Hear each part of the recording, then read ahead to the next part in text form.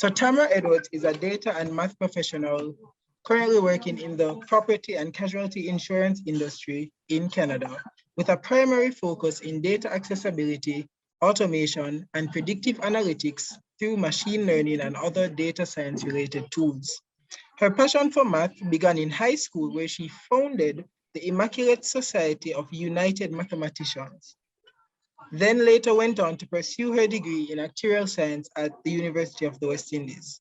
And while at UWI, she was a math coach for the Jamaican Mathematical Olympiad competition, as well as an avid member of the UWI Actuarial Society, where she served as Assistant General Secretary in her final year. As both a Dean's List and UWI Open Scholarship awardee, she went on to graduate her program with honors and represented her graduating class as valedictorian in 2015. Tamara also holds a master's in math from the University of Waterloo and volunteers her time to work on data science projects for the Waterloo region through the Data for Good initiative. She currently lives in Canada with her husband, Seru, I hope I pronounced that correctly. And when she's not working, she enjoys singing and binging the latest series and also watching reruns of Friends. So without further ado, I present to you Miss Tamara Edwards.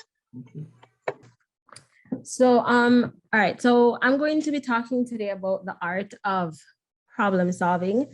Specifically, I want to cover two main things today. Number one is going through a step-by-step process that I've come up with that I feel like enables problems to be solved in an efficient and effective manner.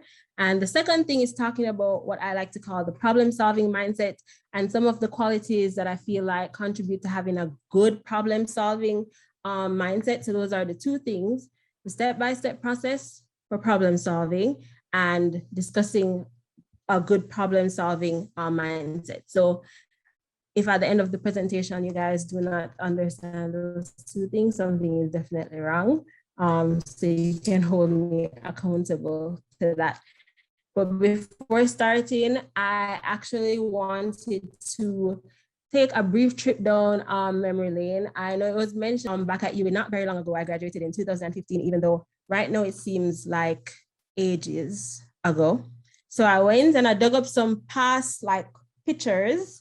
The first one is quite embarrassing, but I wanted to share it with you guys to sort of talk a little bit about my experience while I was at UWI. So this is the first one.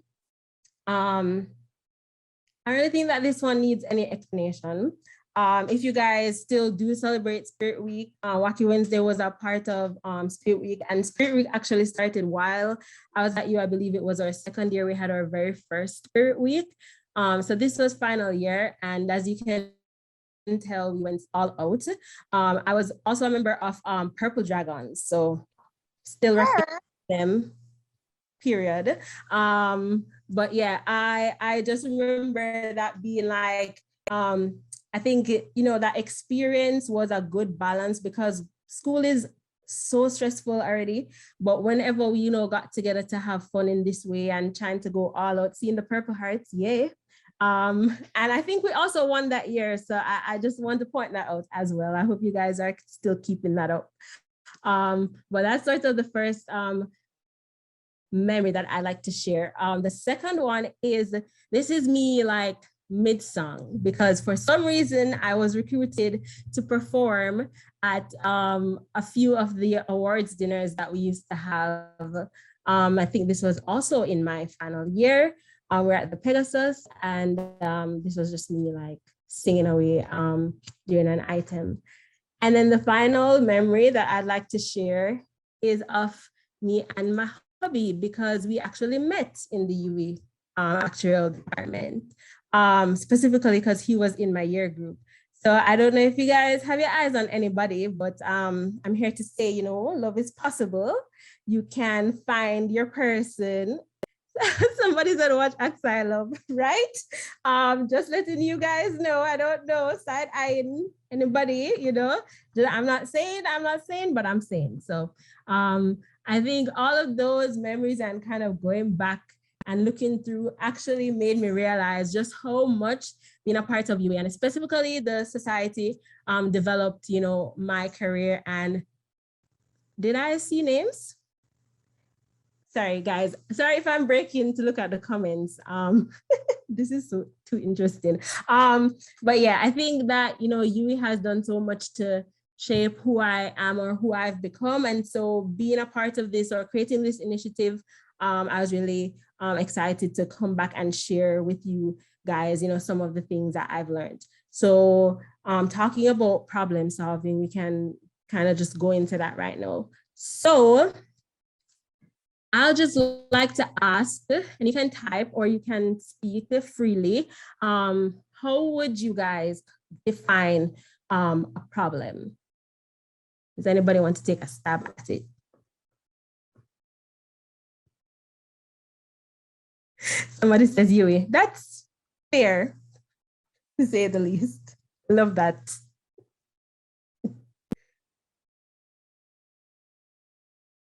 Life, that's also fair, honestly, because life full of problems, right?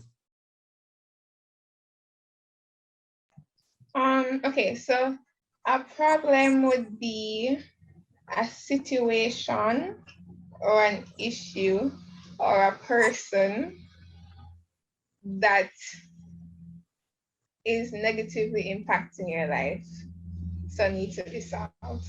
Yeah. That's a fair answer. I agree.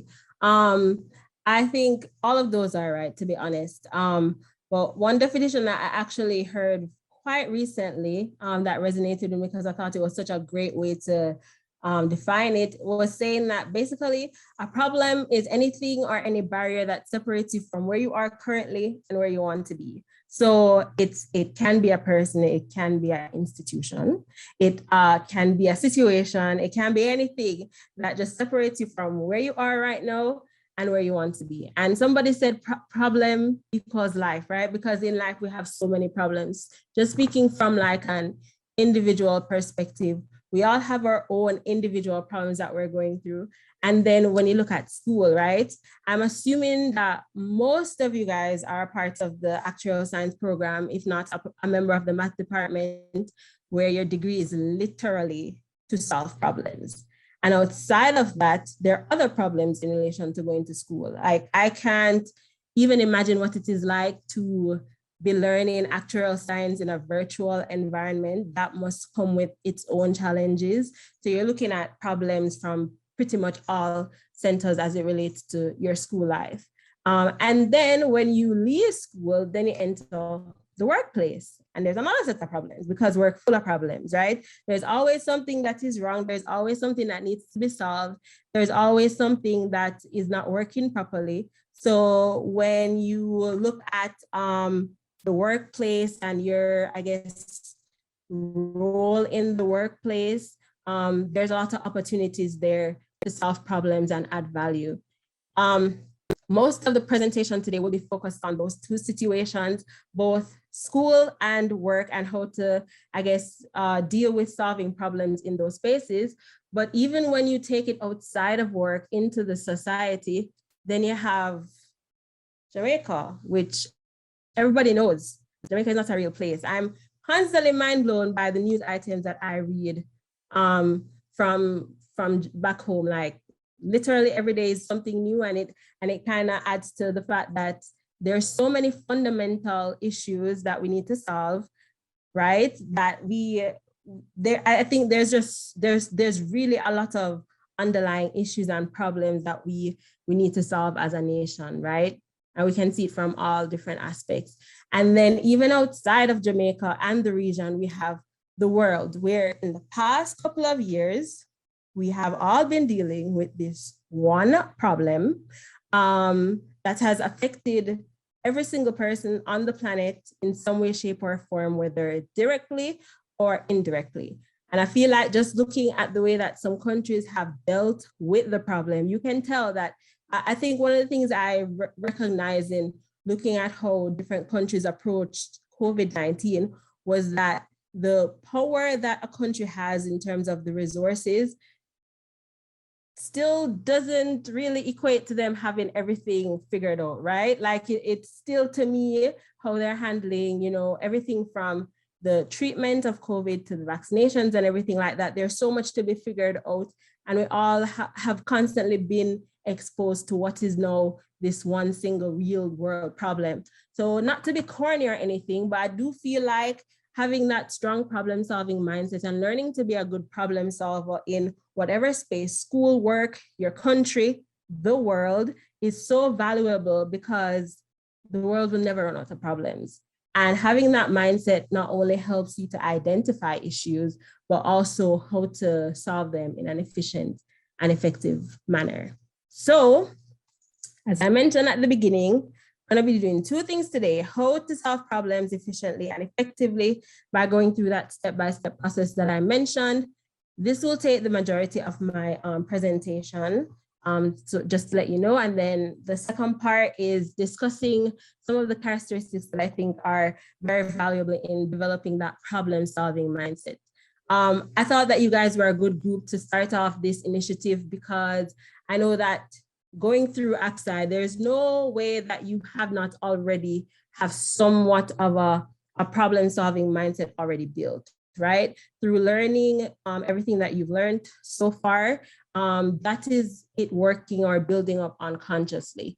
For me, I had this realization maybe, I think it was a couple of years ago, when I just started at my company.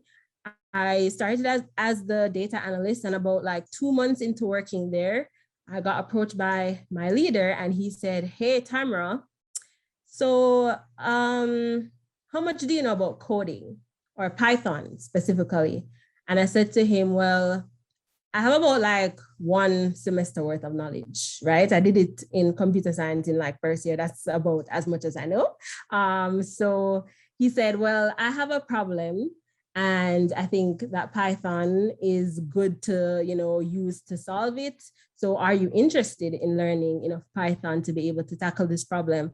And I said, "Sure, why not? I'm up for the challenge." One thing with me, like me very eager, like I love to attack problems. I'm very up for the challenge. So I took that on. And then it was about 3 months after that, I was knee deep in going through all the codes. I probably have written like over 300 lines of code at this point. And one day I was at the office, and I just had this realization, like, me at the start of this project with very little programming knowledge, very little business knowledge. I was new to the country, new to the industry, but me 3 months later was very close to solving this problem. And what it highlighted for me was, it wasn't so much the content that I learned while in school, but the skills that I learned as a result of the content. Because I can tell you guys from now, there's no way that you're going to join the workplace and you're going to sit at your desk and somebody's going to present with you a bunch of math problems to solve. That's not going to happen, right? So you will almost never come into contact with the content that you're learning right now. However, the skills that you're learning as a result of having to deal with and solve those problems, these calculus exams and all of these things, those are what are, the most valuable. It has been a few years since I had that aha moment.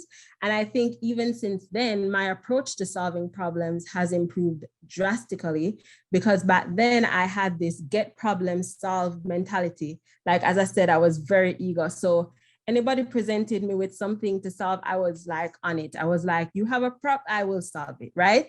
And since then, I've learned that that really isn't the most efficient and effective way.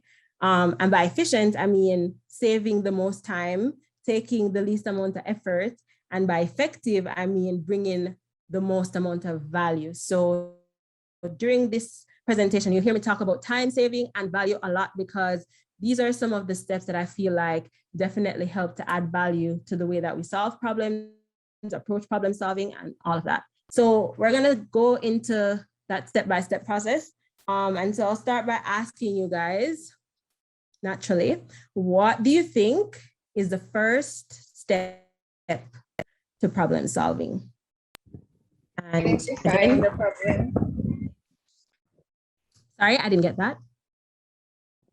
Identifying the problem. identifying the problem, defining the problem. These are good. Ooh, there's the word, understanding. Beautiful. So this is exactly figuring out what the problem really is. This is such a key step, trust me. I cannot speak on it enough as to how much it saves time and energy to first take some time to really understand what the problem is really saying. As I said before, my mentality to problem solving was get the problem solved. And I found that over time, what used to happen, especially in the working world, is that I would take away the problem, I would solve it, I would bring it back to whoever needed the solution. And almost 9 times out of 10, I would get a response like, thanks, but can you also do it like this? Or that was good, but I think I also forgot to do this, and can you do that? And so it was really this back and forth of like solve, but then go back, and I need to go back again and solve again, and then to go back again, and this back and forth. And the thing about me is I love to try new things, but I hate repeating them. So the constant repetition of approaching the same problem got really frustrating over time, until I realized that the key that I was missing was trying to take some time to understand. And I know for me personally, that took a lot of practice, because being very eager to attack the problem kind of takes away the opportunity that it takes to actually ask questions and find out a bit more about what it means to understand. So here are a few, I think, techniques that one can use to really understand problems. And this is just one of the few ways of approaching getting understanding, but the main thing is asking questions. One of the techniques is the 5 whys. This is just keeping asking why 5 times, so looking for getting reasons, and just keep on asking why. What this helps to do is it helps to find what is called the root cause, which is the main issue that needs to be solved. Because most times when problems are brought to you, especially in the workplace, most times what they tell you that needs to be solved is not actually what needs to be solved. So by asking questions, you can determine for yourself what you feel like is the real reason behind the problem, so that the solution that you provide is not just a band-aid on the issue, but actually solving it. And that's where the adding value comes in, right? They bring to you an issue A, but then you find out that it's actually B. So then you end up solving B, but then you solve A as a result. There was maybe a C over there that got solved as a result as well. So that adds a lot more value by taking the time initially to ask more questions. There's this other technique called asking the what, where, how, and when. That's like finding out all the different elements that are part of the problem. And so my approach has drastically changed, because right now, if anybody approaches me with a problem at work, they can at least expect 3 to 5 questions that I will ask, just to try and get a deeper meaning of what the problem really is. And so taking that time, asking questions, being very curious, not being afraid of asking so-called dumb questions, just kind of getting it all out there to get to the deepest meaning of what really is trying to be solved. As it relates to school, breaking down into smaller parts.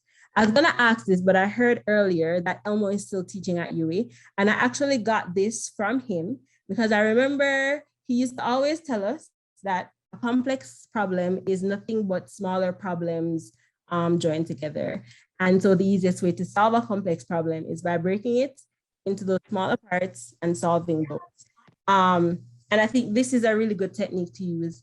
One of the most beautiful things that I think is about math is that it is always fundamental. So it's based on like fundamental concepts, so that as long as you understand the fundamentals, it can definitely help to solve the more complex ones. Obviously, this is much more easier said than done, because I've seen some problems in my days where I think I understand the concept, but the problem itself is not that easy to solve.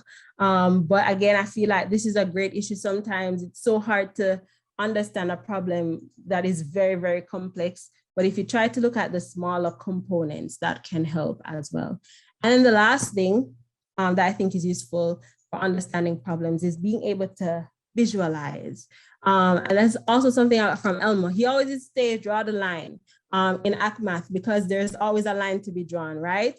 And what this means is that you can literally write down anything, draw anything that can help you to picture what it is. I know some people are more visual, and that to me, to this day, helps with whatever I am doing. As much as I feel like I understand something, it's always beneficial when I actually take pen and paper and draw or write out or label or something to help me visualize what the problem is really about.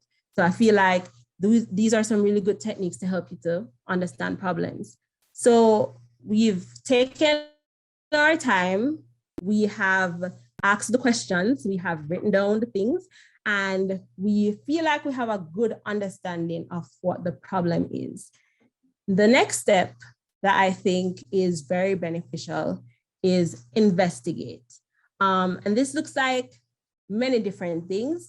I've also added some techniques. Number one, simple, easy, but so much overlooked that I've seen in my experience, and that is the art of Googling. And again, this is something that I cannot speak on enough. I feel like people, especially maybe in this day and age, kind of overlook the fact that Google didn't always exist. And so it being something that is present, it's such a useful resource. And so Google is a lifesaver, and Google almost always should be your first point of research for almost anything that you attack. And I think there are two main reasons why I feel like investigation, especially on the internet and with resources, are key, especially in this time. One of them is there has never been a time in the world before now where information is as accessible as it is. I'll give you a story. The other night, it was like 2 a.m. late. And I was sitting and I was thinking quite randomly. I promise you, I wasn't drinking. I wasn't sipping on anything, but this thought came into my head very, very random.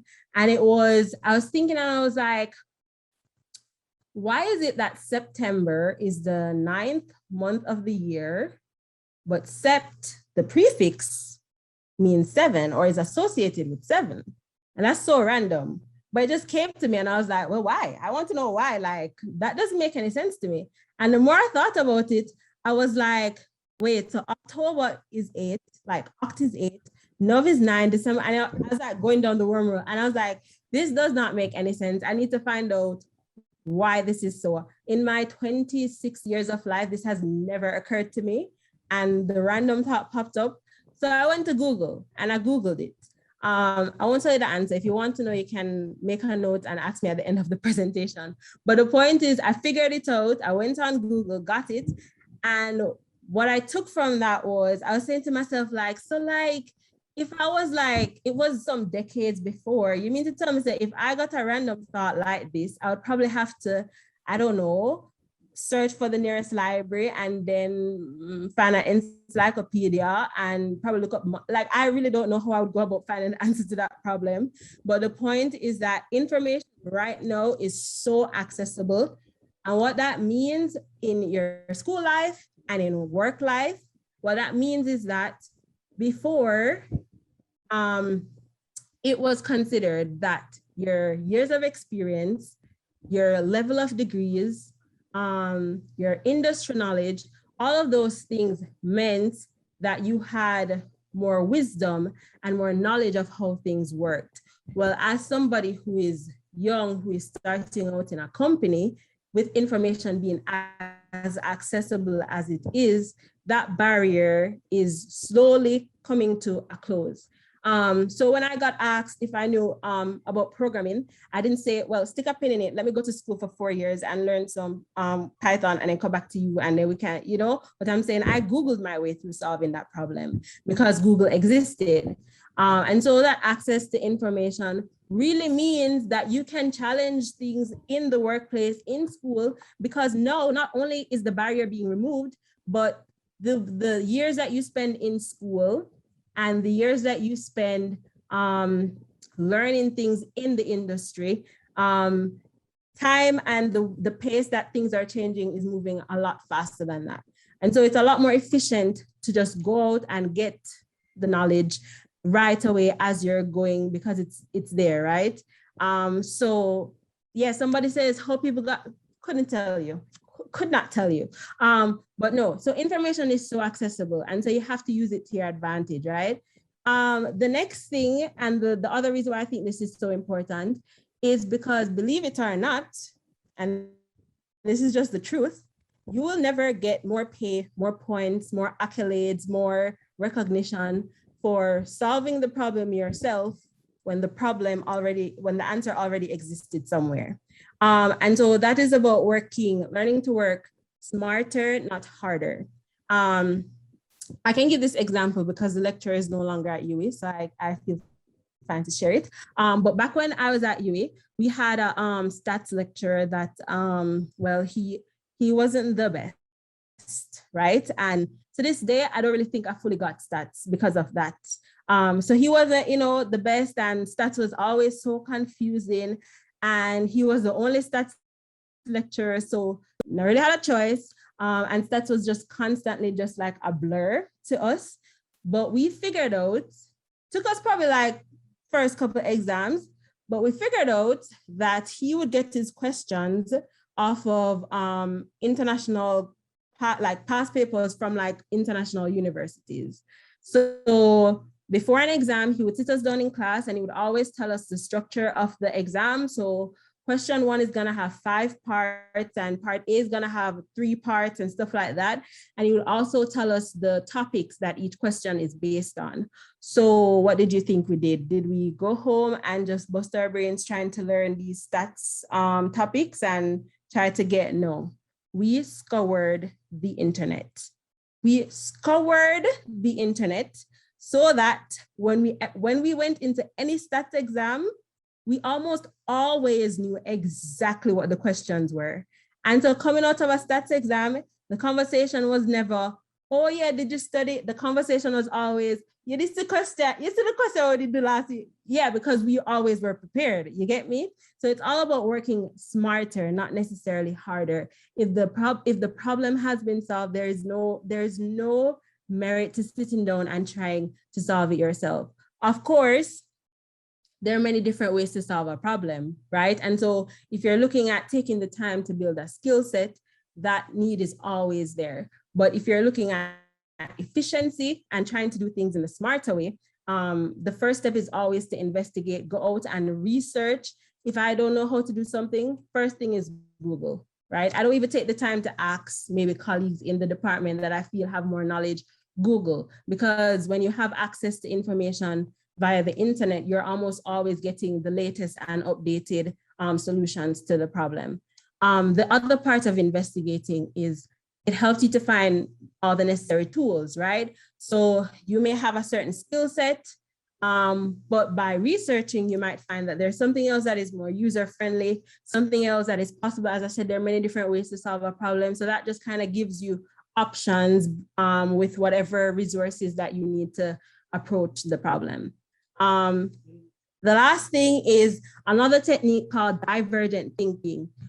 This also is something that takes time, but eventually saves time. And what divergent thinking is, you have a problem, you've never solved it before.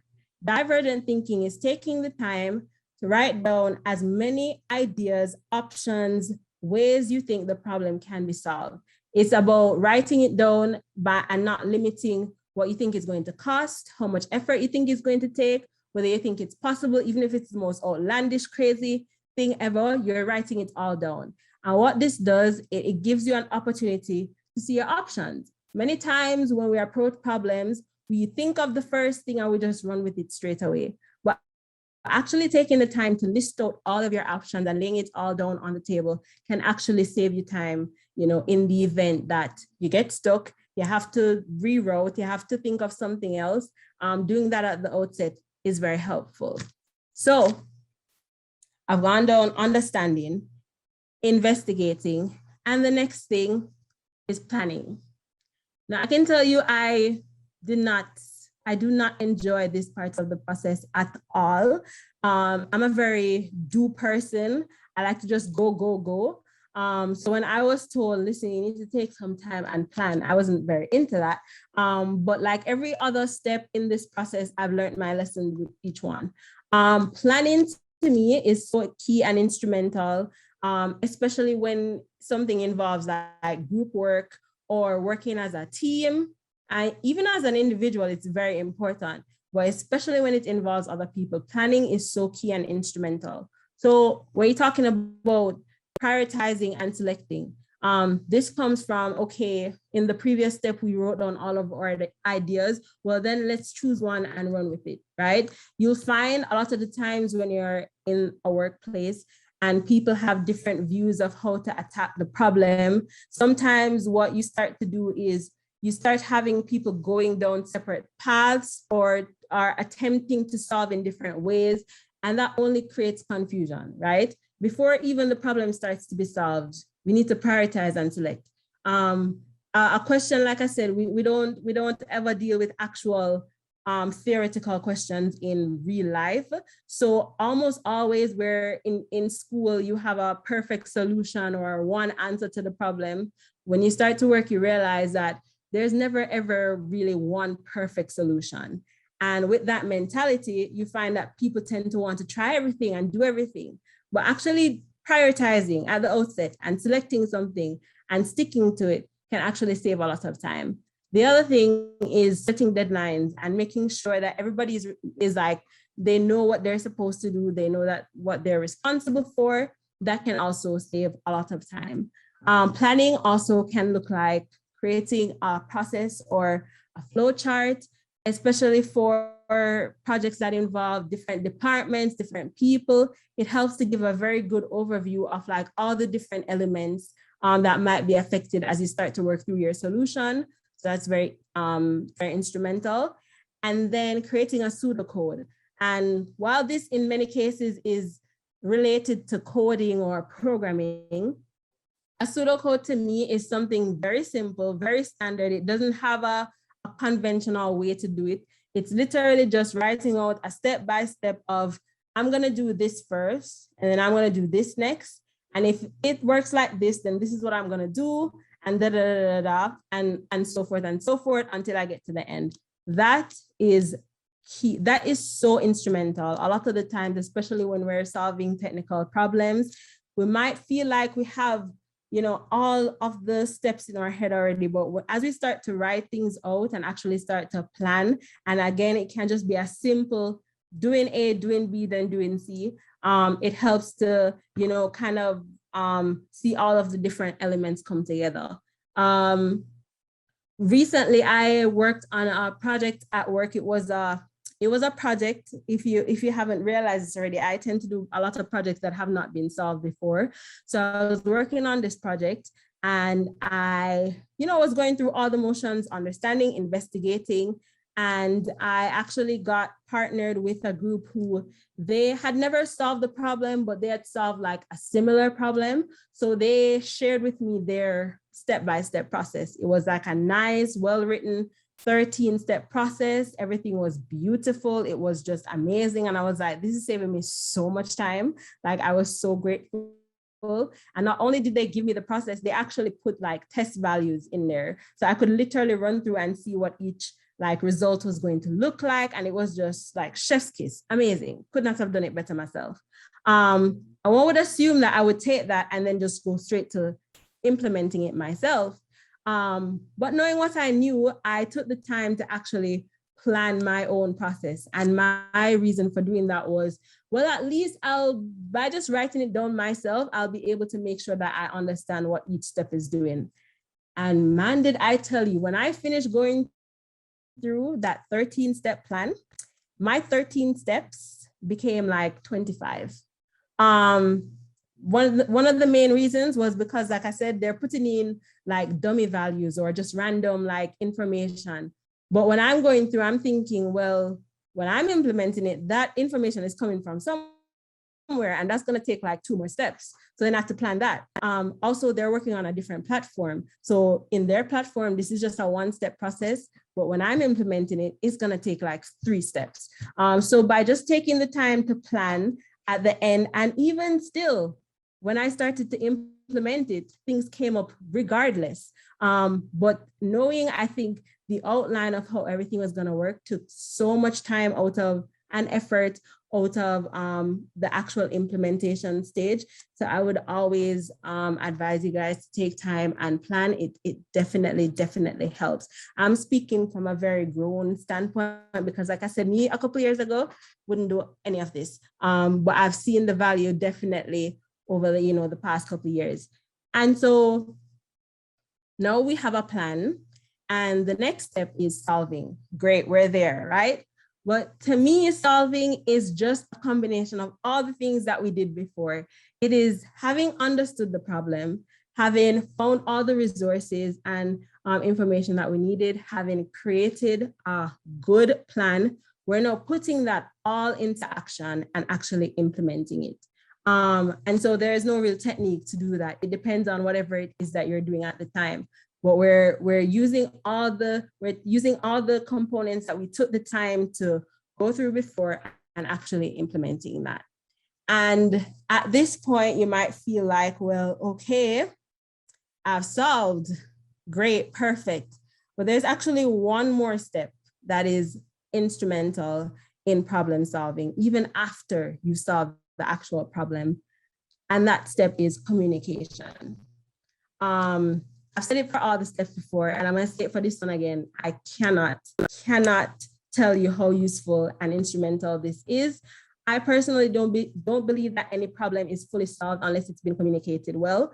And especially when you're coming from a technical background and all the things and all the big words and all the things, but then when you go into the working world, you're speaking to people from different backgrounds that may not be like on the same technical level, or a lot of people, to tell you the truth, don't even know what actuarial science is, much less. And so you find that there's always this barrier when it comes to you having solved an issue and now you need to communicate it with other people. But this is such a key and instrumental part of the process of problem solving, is being able to communicate in a clear and concise way so that it's easy to digest and easy to understand. And that's actually my first point, is learning how to be clear and concise.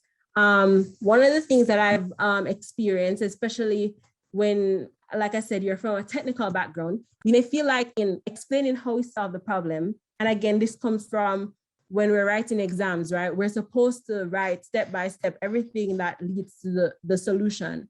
However, when you're in the working world, I guess it is about accepting the fact that people don't always necessarily need to know everything, right? When it comes to communicating, because the moment you start to go through the motions of explaining exactly every single step that you do, you start to lose people. So it's about knowing how to pick and choose what to communicate with them so that it's as clear and as concise and they can walk away understanding at the end of the day. How to speak in simple forms without trying to feel like you're losing credibility, right? So it's about trying to simplify all the things that you need to explain. So again, it's very easy to digest and understand on their end. Another technique, starting with the summary. That's something that I did for this presentation. I started by telling you guys the two things that we're gonna do today. So at this point, you have some sort of at least idea of where I am in my presentation. That is a very useful technique to use when communicating. Another one is being an effective storyteller. I work with a lot of data, a lot of information. So I literally sit and look at numbers pretty much all day. But it's understanding that behind the numbers are actually people, they're actually lives, they're actually situations, like real life things happening. So it's about making the information, like, don't just say, oh, well, the average of this is this, but like, what does that mean? You get me? Like, what is that saying? Being relatable, relating the information to real life actually is very effective in communication. And then the last part is documenting the process. This is also something that I personally do not enjoy, but it is very useful. To me, documenting the process in the workplace is similar to how we document our solutions on an exam or a problem paper.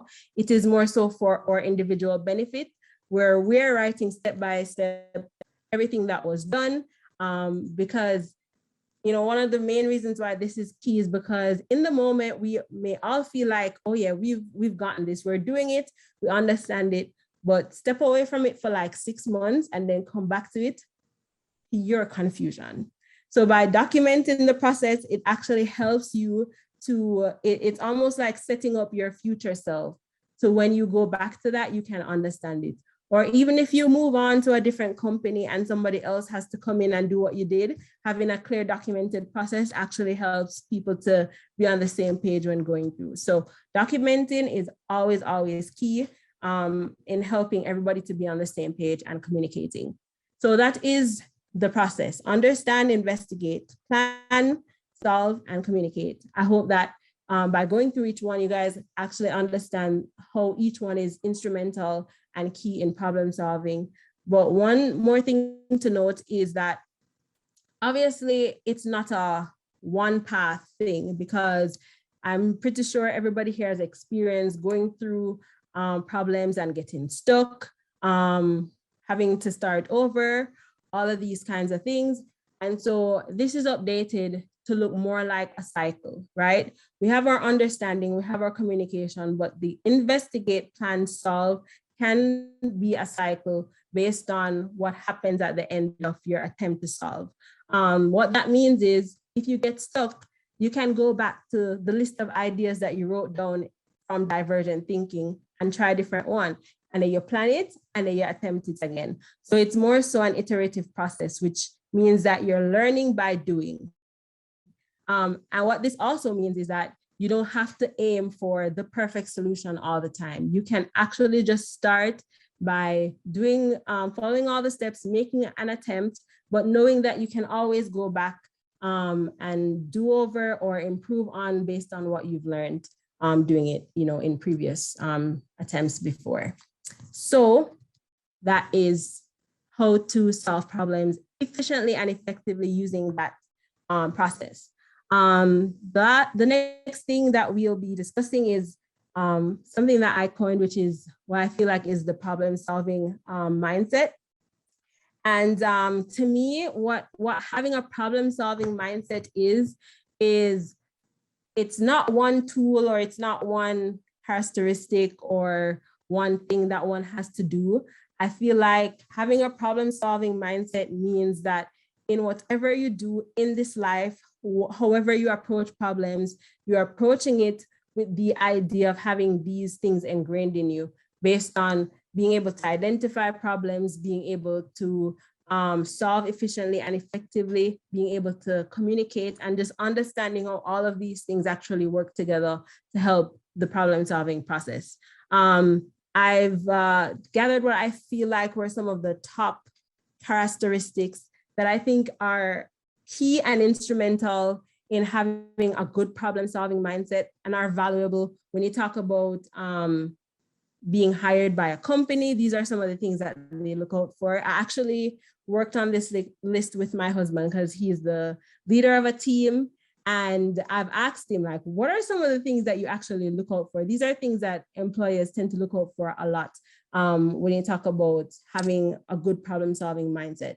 The first one is being detail oriented, right?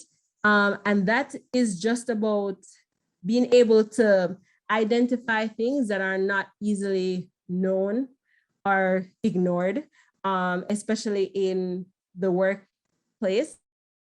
There's some times where people are just kind of eyes, head low, just kind of going about the motions, but it takes somebody who is very detailed oriented to pick up on, like, well, this doesn't quite make sense. I don't quite see why. It's asking the question of, like, why does September start with, why is September the 9th month of the year when, the prefix is a 7? It's about focusing on those details and figuring out, like, what here doesn't match, what doesn't make sense. You get what I'm saying? And that is important in the workplace because it's not in every situation where they're going to present you with the problems. A lot of the times the problem solving process starts by you having to identify that there's a problem in the first place. And so that's where value becomes added, because now you've shown them, hey, you guys are doing this. It's not the best way to do it. And not only have you identified the problem, but then you go on to solve it. So being detail oriented is definitely key. Something else, in being investigative. Well, this is literally a part of the process. So that makes all the sense. Being a good Googler, being a good researcher. I cannot tell you guys how many times I've dealt with colleagues who come to me with questions that I know that from a single Google search, they could have gotten the answer. And people tend to bypass the benefit of learning to Google. And they may not think that it's as important, but it is very, very important. So just knowing that the answer is probably likely out there, and as long as you take the time to go search for it and go look for it, chances are you'll find it, or at least something similar. One of the next qualities is being a challenge seeker, being always, I think, up for the challenge. Most of the things that you will attempt in your working life are not things that the regular human being will take on. It's usually technical, and in some spaces, things that have never been solved before. And so you have to be willing to kind of go that road and understand that as hard as it might seem, if you're up for the challenge, you know, that you can actually hold out to the end and have some really good results. Another thing, creative and analytic thinking. And this really just means being able to figure things out, honestly. So whether it is learning how to think outside, being able to think outside of the box, being able to come up with new ideas, you know, as crazy as they might seem, as outlandish as they might seem, being able to identify patterns, again, being able to identify things that just don't make sense logically. Those are all a part of the creative and analytical process that are, you know, that's just a key thing to having that good problem solving mindset. The next thing is another component, which is having or being able to communicate. I would say that you don't need to be a good communicator to excel in the whatever role you decide to go in your career, but it will literally be the difference between you sitting at your desk working away on problems daily, which some people are fine with that, and you actually having some kind of impact when it comes to either being in leadership, being impactful when it talk about speaking to people externally. People will always point out whenever you have this good combination of like technical ability and good communication skills. Because one, not everybody wants to speak, right? So if you're up for that challenge of speaking and being a good public speaker, that will automatically single you out. But also, people might know that you are smart and that you're technically inept, but being able to speak on their level takes you that much farther. Nobody wants to speak to somebody who is going to confuse them all of the time. And that happens more often than you think. Nobody is interested, and most times can be intimidated by people where they feel like are speaking in a very much different language than them. I spoke to a colleague about this recently, and she mentioned, she was talking about somebody she worked with, and she said this about the person that I thought was really like, just amazing. And I was like, if I live to hear people talk about me in that way, that is great. She said about the person, she said, he was always the smartest person in the room, but he never made anybody feel like he was. And I think that is instrumental. It's about having that balance of, knowing that you can solve it and be technical and apply all the things. But at the end of the day, when it's time to communicate and talk to people, that you can actually do that in an effective way. And the last thing is being a visionary. And to me, that means having the growth mindset of, it might seem impossible, but I'm going to try it anyway. Or, I might not know how to attempt it, but I'm going to do it anyway. It's about believing in yourself and having the courage. And this is turning to a pep talk now, but having the courage to actually start implementing based on all of the things that you have. I don't know if you guys have experienced this, but one of the things that I experience to this day is that whenever anybody hears that you have an actuarial science / math-based degree, like they just automatically become impressed. Like they're automatically impressed. It doesn't take much. As long as you mention AXI math, like they're automatically impressed. And that is because they know what that comes with. They know that anybody who went through the challenges of obtaining a degree based in math or AXI already has some level of problem solving skill that is extremely good. And they know that it comes with a sort of technical ineptness that makes that person, all of these combination of things that are on the screen. And don't take it for granted, because I used to assume, because I went to school with a lot of smart people, I used to have this assumption that everybody was like that. Everybody is not like that. And so there's a great value in knowing what you're capable of and using that always to the best of your ability.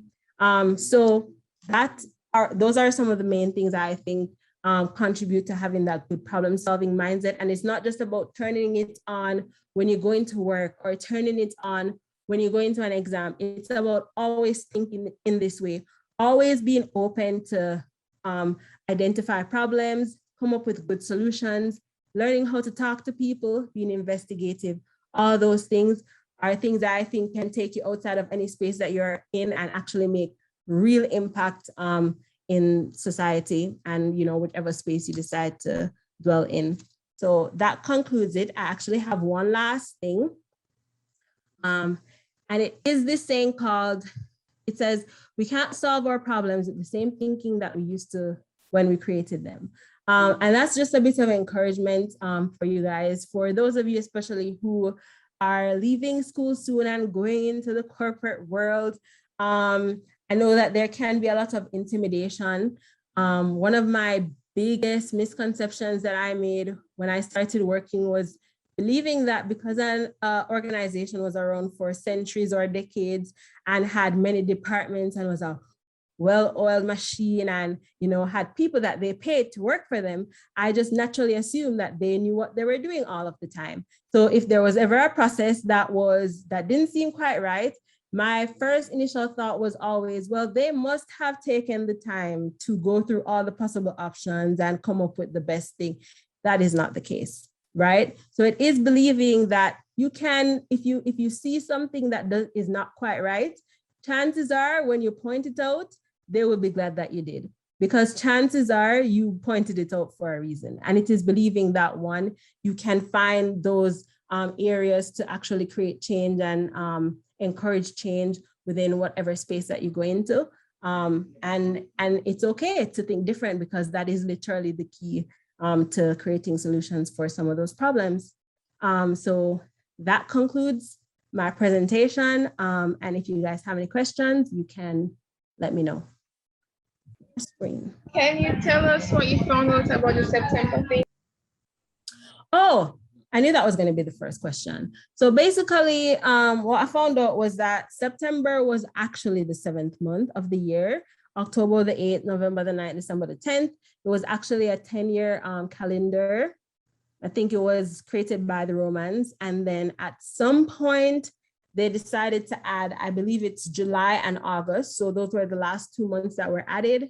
If I remember correctly, July was named after Julius Caesar. And I think August was named after some relative, like a nephew or something. Anyways, they decided to add it onto the calendar, but for some reason decided not to add it towards the end of the calendar, but just like itch it up in the middle. And that kind of just slowed everything down. I also read, somebody said Augustus, right? I also read that at some point, I think they attempted to change the names, but nobody wanted to do that. So centuries later, here we are with those months. Okay, somebody said, I'm also looking at the comments, how did you transition from studying in Jamaica to working in Canada?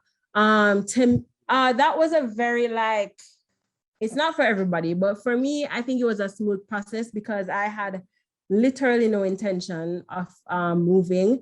I always assumed I would be spending my life in Jamaica, growing old here, working in Jamaica and all of that. The process actually started when I decided to do my master's. I wanted to do my master's, had every intention of doing it back home. However, it turned out that the person who I wanted to be my supervisor was leaving UA that year. And he mentioned like, hey, why don't you go abroad? And the main reason for him recommending that was because I was really interested at the time in doing research. And he just brought up the idea that being able to study abroad kind of opens up all the different areas. So if you're interested in research, there are just so many more opportunities in doing it abroad. So I literally took that, applied for one college, got in, and that was that journey. Somebody says team brain drain. True, because since I've moved here, honestly, I've seen a lot of people, even from my own year group, have joined me since then. And I, in moving, realized a lot of people before me have also joined, just within the actual group, a year group that I've been a part of. And that's true. But one thing I believe in, as I said, is always trying to give back in whatever way possible. So even though I am physically living in Canada, mentally, I do believe I am back home always. And so when I come up with like initiatives like this, my first thing is always to present to students back home. That is what I believe. I think that if you have something to share, like it's about pouring back into the places that were instrumental in your growth. And I feel like once people have that sort of mentality, it won't be so much of a brain drain, trust me. Because being abroad actually helps to open your eyes into all that is possible. And that's something that I never considered until I moved abroad and saw what was possible. So taking that and pouring that back home is definitely beneficial. What was the master's program like?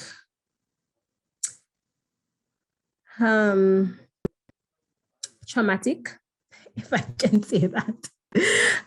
It took a year. It really was not good, to be honest. I'm gonna be real with you. It was not.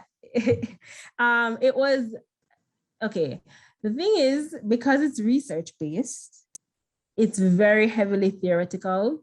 So even though, and it was AXI based as well. So even though I'm learning about actuarial science, it was for the most part very heavily theoretical, where I feel like we just dove so deep into the theory that there was like almost little to no way to connect it back to real world, if that makes sense.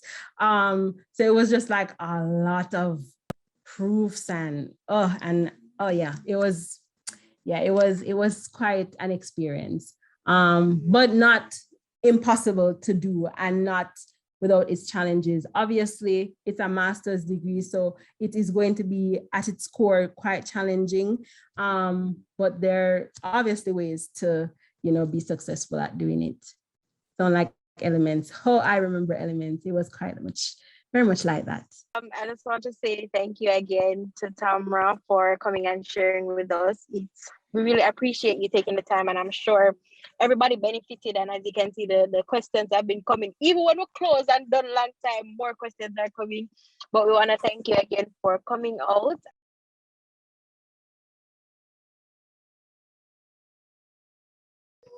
Hold on, just move this. For this game, we will be playing song association. So basically, how it goes is that we give you a word and you're supposed to tell us a song. Not just say the song title, but sing the song first. So we know say the song they really have the word in it. All right, so ready? Wait, I have a question. Anybody can sing? Yeah, anybody can sing. Anybody. Oh, is that a team thing? First person. Do, re, mi, fa. First person just unmute the mic and start singing the song. That's how it goes. So First supposed to be the mic then. First Do, re, mi, fa, sol, la, ti. So we have party. Any Girl, song we gon' party like it's your birthday. Party in the USA. Danya, get that? First one starting. So that means that everybody might need to mute I put first. my hands up and playing a song. No, no. It's a party. Yo, lyrics, you know. Guys, I was actually on the Arden High School Lies, choir. guys, from the last game. Embarrassed.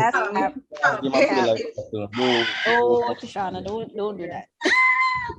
All right, so next word now we have friends. You said we're just friends, but friends don't know the way you taste. La la la. Give me that. And it's for anywhere. Big song fancy. Big song fancy. Big song is. Okay. Wait, so, you keeping points for this, right, John? Or you just no, we're not okay.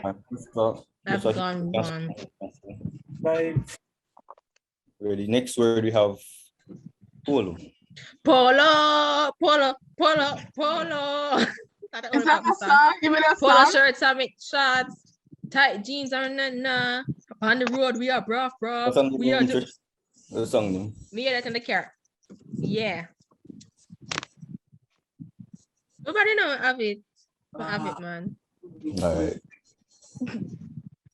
So our next word, hold on. All right, next word we have room. Song no. Song. Rooming with my homies. I don't even know. It's just a song I make up. Is it? You guys don't know no song with the word room? No. No, you have to give a piece in the region. Living Room Flow by Jenny Eichel. Sing over here. Sing over here. Sing now, my friend. Yes, sing man. You can sing. I'm not does it. Guys should leave. She's really.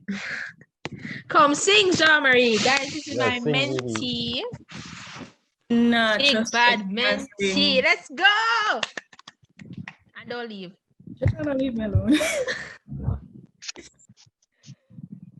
Just trust me on that one. Nobody knows sing? You know what? Come on, Jean-Marie. Any Just song, drop guys? one line. One line.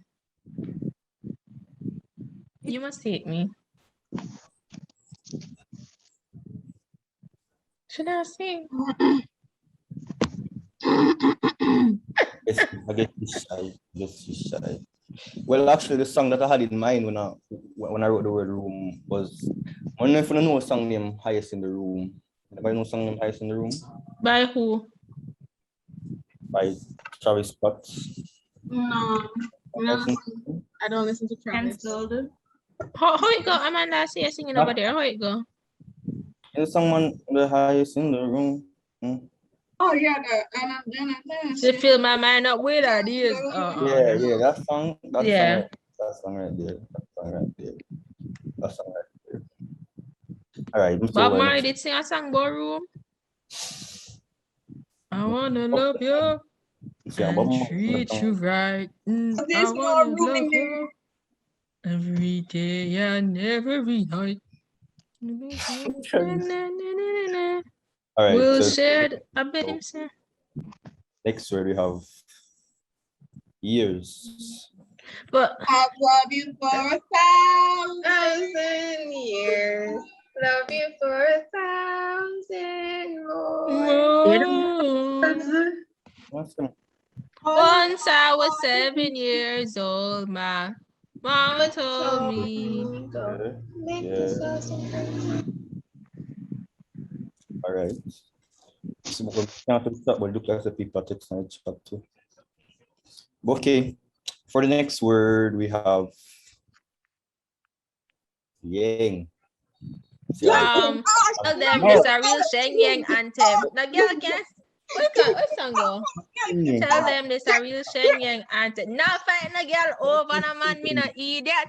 But if me take a man, me I keep that. She have to see me in the streets and pass and whisper to friend if I see that. If a girl touch me, me not say me not. Yo, I used to love Which it. part of that are being in there? Yeah, she starts off Shenyang with anthem. Shenyang anthem. She sings it. Okay. Sing it. Or the next rap, tell them say Shen. What? No, she not sing that. No, she never sing that. She never sing that. She spell it. All right, Yes. sorry. Tell them say Shen YEN different. Yeah, she never. She said that. She never sing it. She So what, spell it, man. spell it out? Yeah, she spell it. She never sing it. Somebody don't know young badness or young bunks. No. That they not type in the chat. Ding dong, could I get about a dozen yang yang girls? Yo, ding dong. What to the song with ding dong sing with the girl in a BMW. You have one next song with all intensity. The one day. I don't understand anything. So move on to the next word now. We have love. I love you. And no. I love you. We be on that. Oh, the song by Phineas. I'm break my heart again. Leave me wondering this happened for dun. Oh, it must be nice to love someone who lets you break them twice. I remember Song by guys, Phineas called Break My Heart Again. Love that song. also guys, remember say we're a family and we love one another. We love you and you love me and all we love one another. And for sure, appreciation and love to the group or to the club. Remember for remember use. I'm just saying to say when I love the group and the club. You see me I say? I agree. Definitely. So for the next word now we have chap.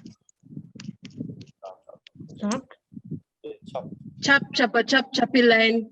Dialing, cash shop, that's an instant wiring. Costa Rica, Espanol clientele. Yeah, Danya, you have it. You have it. Just cool, man. Then you go right for work.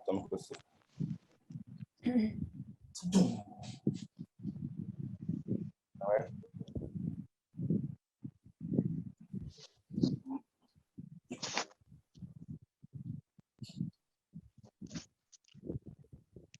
Okay.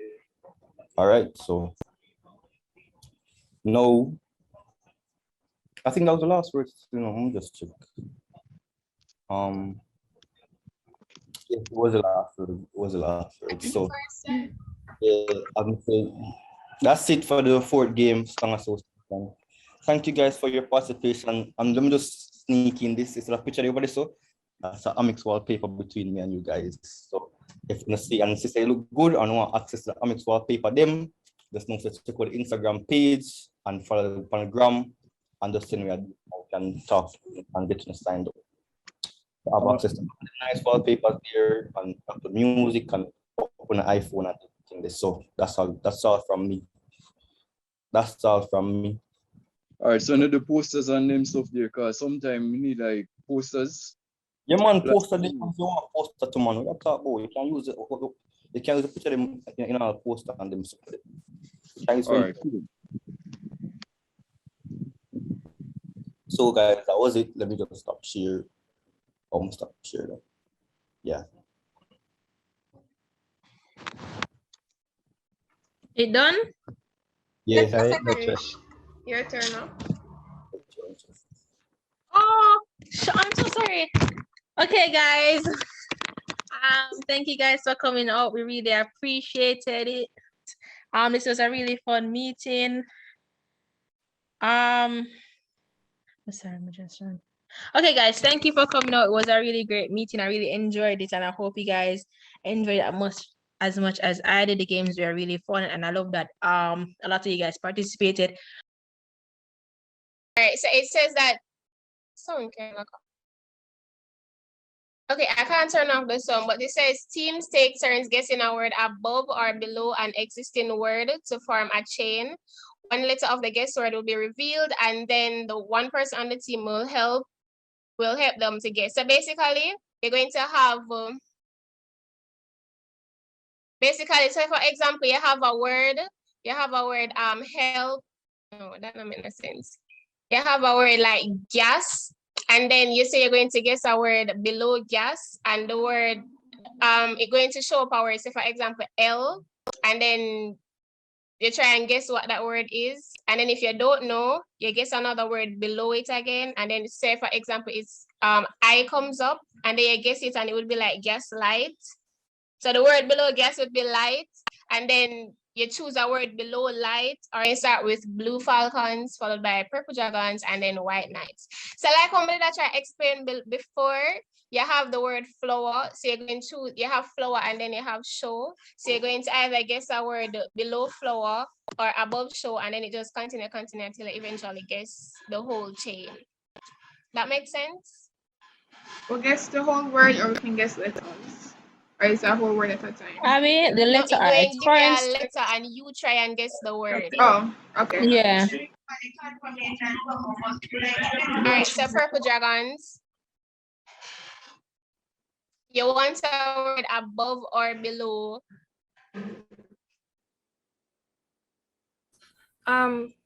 Below what? So it's like below. All right, you see how you Below have two flower words or out above there. show? Huh? Okay, below. You want a word below flower? Yeah. A letter. This is where you try and guess Wait, what the this word who just answer. Make sure we're making people them who actually. This who just answer. I think Tristan is in blue falcon. it was It's not purple. Tristan. So they said purple dragons. No, it's blue falcon. Jevin, isn't that blue falcon the little arrow pointing to? Shoshana, but I say blue flower. You said purple dragons. Purple dragons can go. No, but okay. We can continue with purple dragons. It doesn't matter. I changed the thing. Okay. Yeah. So blue falcons people in the chat stop answer. Okay, so me go? Yeah, Tristan. I think this is purple dragons. Yeah.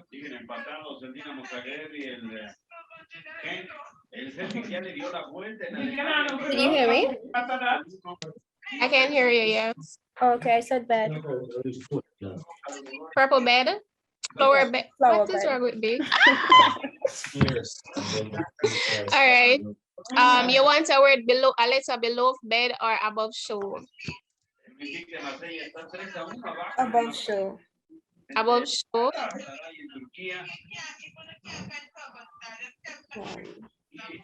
Oh, show.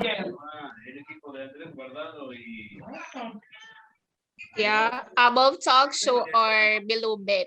Below bed.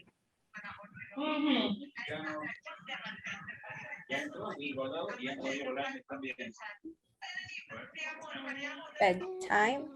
Exactly. Bedtime. Right.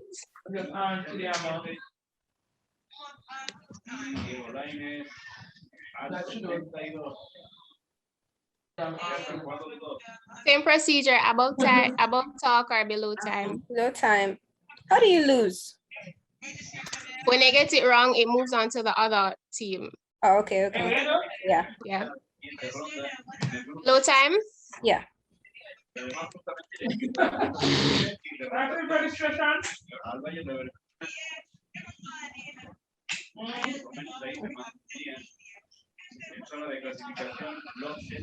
Exactly.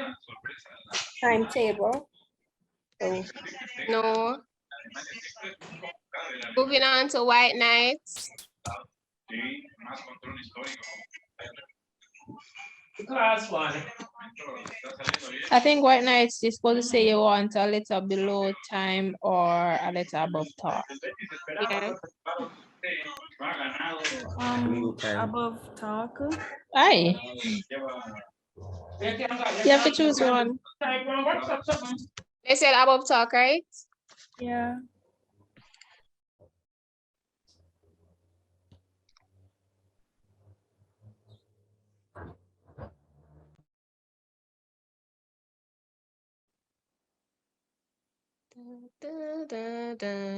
You want White Nights? Oh, that makes sense. Pillow talk.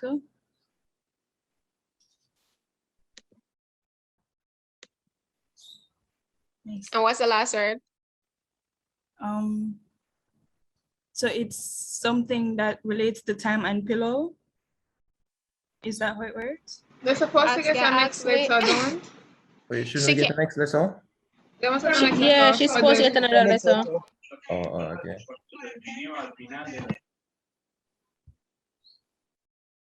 Travel. Well, let's just make it easier. What the hell is a travel pillow? Oh, works. never mind. Abigail. What you mean, Abby? Never mind. I said never mind. Okay. I'm All still right. continuing. Continuing with White Nights. You want a letter below book or above hall? Below book. Shelf. Thanks, Kayla. If it right.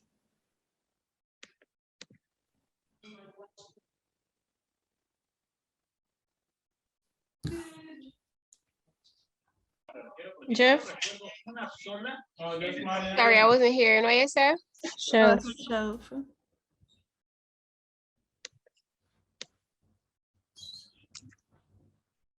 Guys are in kind of falling, so my Wi-Fi is lacking. Sorry. You want a letter below hall, below shelf or above hall? Below.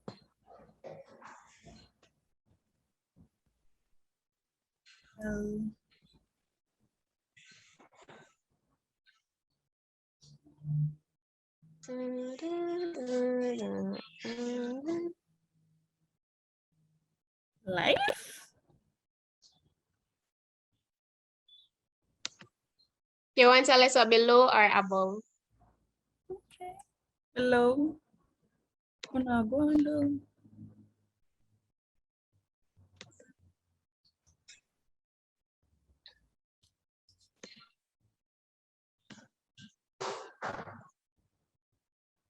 I think it's long. What you guys say? Long? Wait.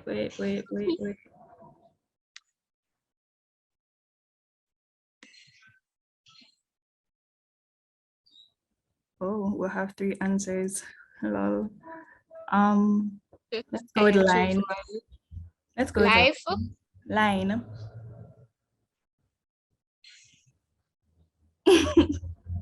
I will choose that. Above or below? Below. You.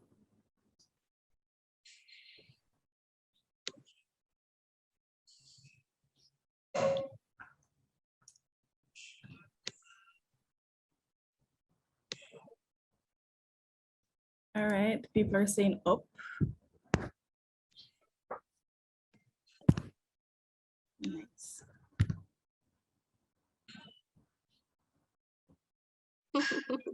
Tone. All right. All right, so the game we are about to play is called Unscramble. Basically, you're going to see some letters and you unscramble to make the word. Yeah, how it's going to go is that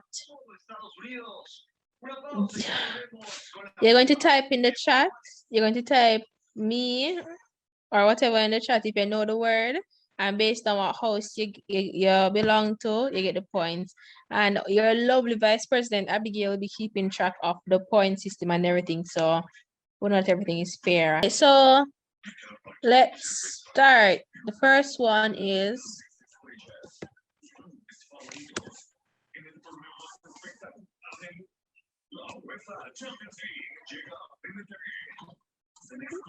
Kayla. Is it field? It is. White Knights up 10.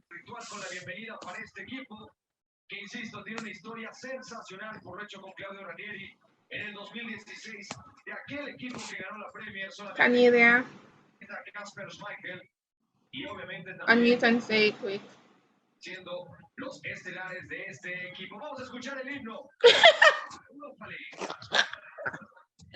Carolina, so never mind. You know that 10 marks come off of Blue Falcons now, right? Can you hear? Wait, you guys lose? I didn't know that. What?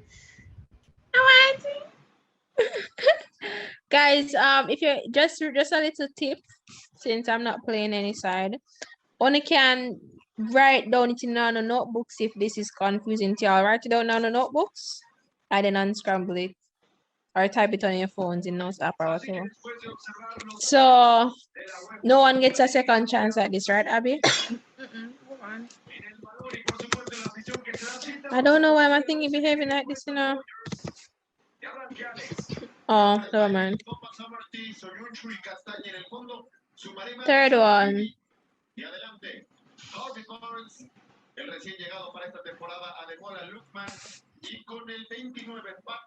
Can I play? What? Jean-Marie Dawkins. Animated? Yeah. Plus 10 points, White Knights. Next one.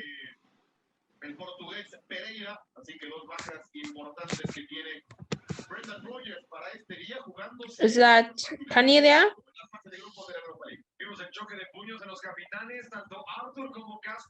Cornelia? Yeah, Cornelia. Can I type this word, please?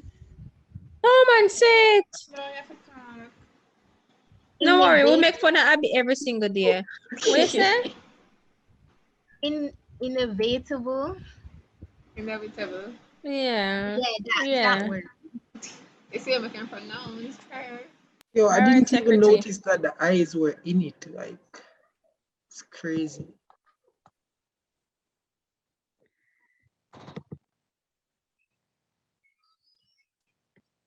This song.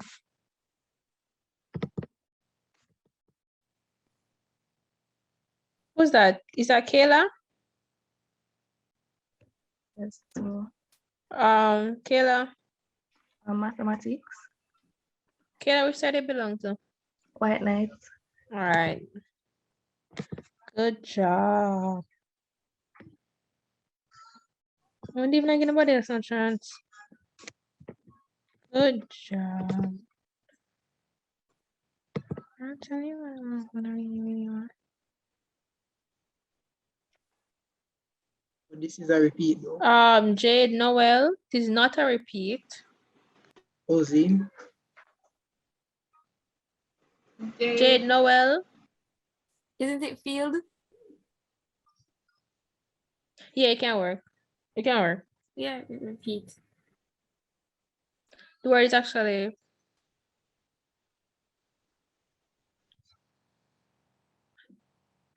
Jade Noel. Which someday which house you're representing? Blue Falcons. Yeah, Preston. Well, the word here isn't. That's the word. But she guessed the other one, which works. It's not wrong. It can be wrong though. Yeah, it can be wrong. It can't be wrong. It's a word that uses all 5 letters. Yeah. Next game. So you're going to choose a category and an amount. So if you get the amount, if you get that question right, for example, if you pick history 400 and you get it right, you gain 400 points. You get it wrong, you lose 400 points. So that's how it works. When you answer for this game, it's for whoever said first. So I'm going to go. It's how it works again.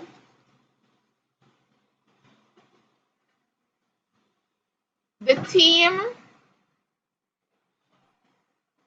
team can say an answer, but if somebody just shouts it out from the team, whatever answer that person said, I'm taking. Okay, you get that part? And also, you have 5 cheats.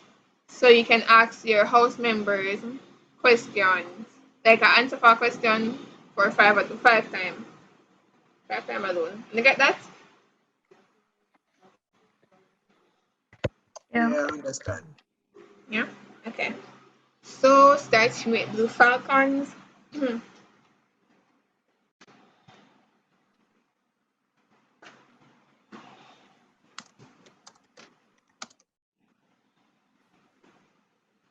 Guys, you want math 300?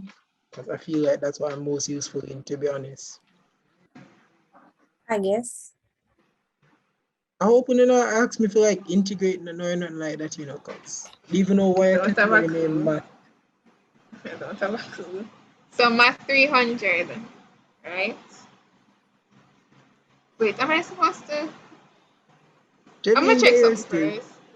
Oh, Javin, am I supposed to click it or am I supposed to ask them the question and then? You can when you click it to ask the question and press the space bar to reveal the answer. All right, thanks. Is there a timer? So, what civilization first used dot patterns to represent numbers? Yo, shouldn't this have been in history though? Like, what is this, bro? It's And still this a is math-related 300. question. And this is 300. Wow. Nico, So answer the question. I'd like to take this time to ask for help from my housemates because yo, man, Google it fast. I'm dead. Nah, this is crazy. Isn't there a timer on this? Are you going to time them? Time, yeah. Chinese. Can I Google it now? Go on. I'm here. 2 seconds. So, 1. you're done yet? 2. I answered. So, I answered. what did you say? I said Chinese. Okay. What is the Chinese? So, the Falcons have purple dragons. Movies 100. Movies 100. Okay. What actress name who voices Princess Elsa in the Frozen films? That's so much question.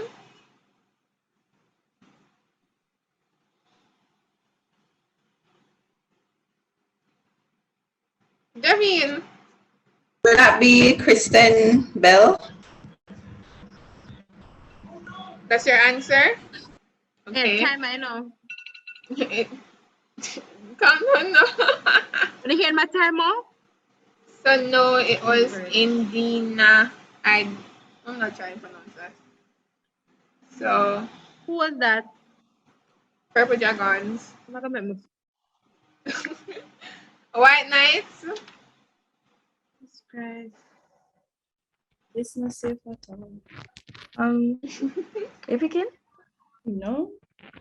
Yeah, can get trivia 200. Okay, no problem. The name of the location we'd meet at if we were on campus.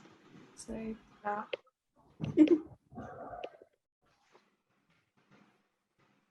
Mona campus. LFT2.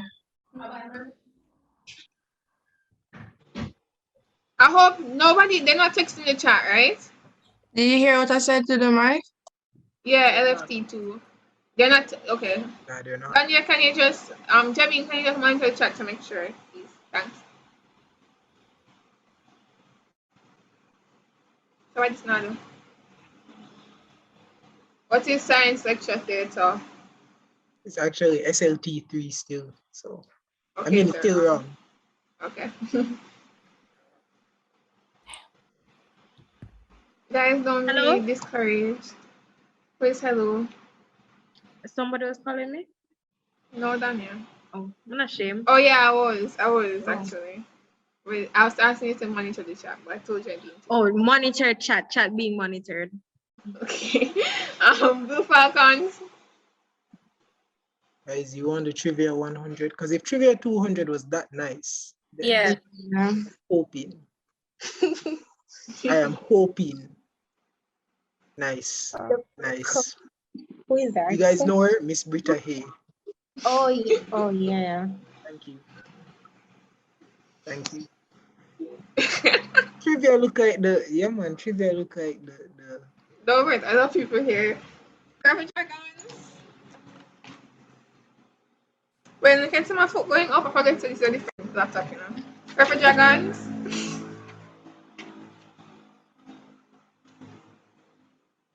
Purple Dragons. Purple Dragon. Math 200. Repeat. Math 200. Which number is the sum of its multiples when you add the single digits together?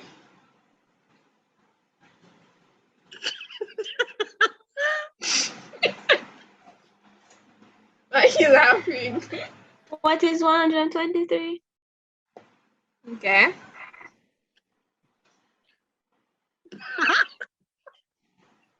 More word this out. Wait. Which number is the sum of its multiples? I don't even know what Yeah, this I'm not gonna. question Yeah, means. I'm not even. I don't even know Just what look this at your means. timetable. When you add the single digits together. How could it be 9? Because 9 is a single digit. I don't know what that means. Yes, Tyreek. Yeah, I don't think 15 seconds was a fair amount of time to figure out that you guys need to adjust that. Come on. No, it's only pick it. If anybody pick it, you get 15 seconds, no matter the question. I was saying 20 now, but then fight me out, so hush.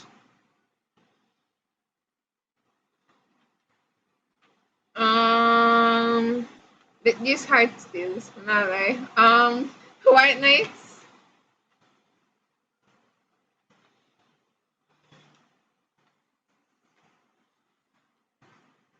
Guys, numbers can talk amongst each other before you tell me the number, so you're not gonna be silent.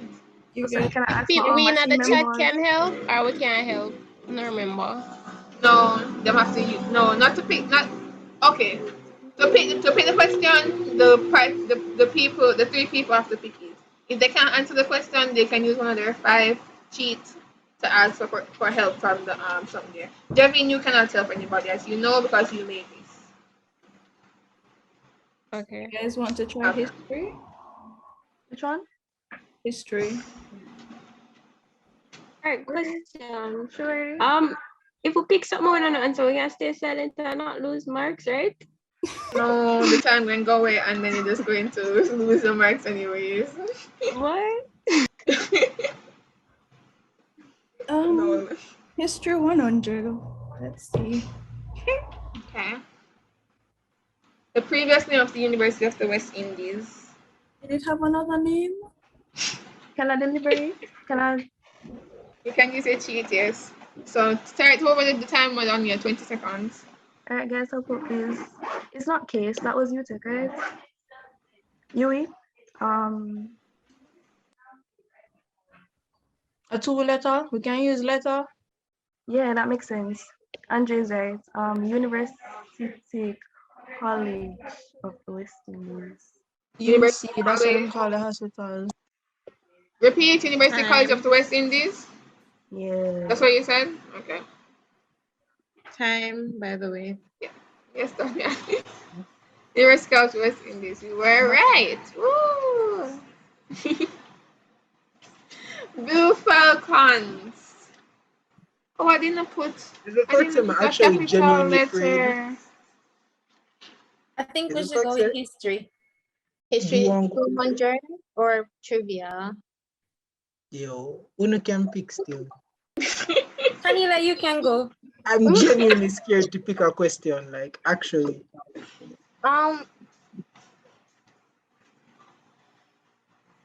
Anything on the same you work with still. But don't pick too high. Don't pick too high. Yo, relax yourself. Humble. I don't know. I just feel like trivia was doing good for us. You guys said history 200? Anything on the same. It's you guys and I don't know anything, you know. Yo. Okay, let's go with history 200. History 200. All right. The winner of Delta 2020-2021. Oh, that's Wasn't that Purple Dragons? Purple It was Dragon Purple Day. Dragons. Purple Dragons.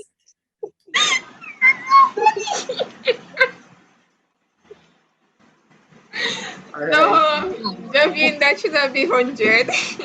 That should have been the 100, but okay. Oh wow. Purple Dragons.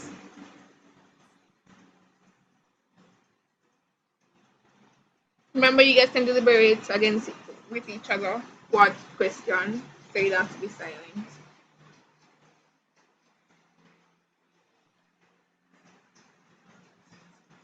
Purple Dragons.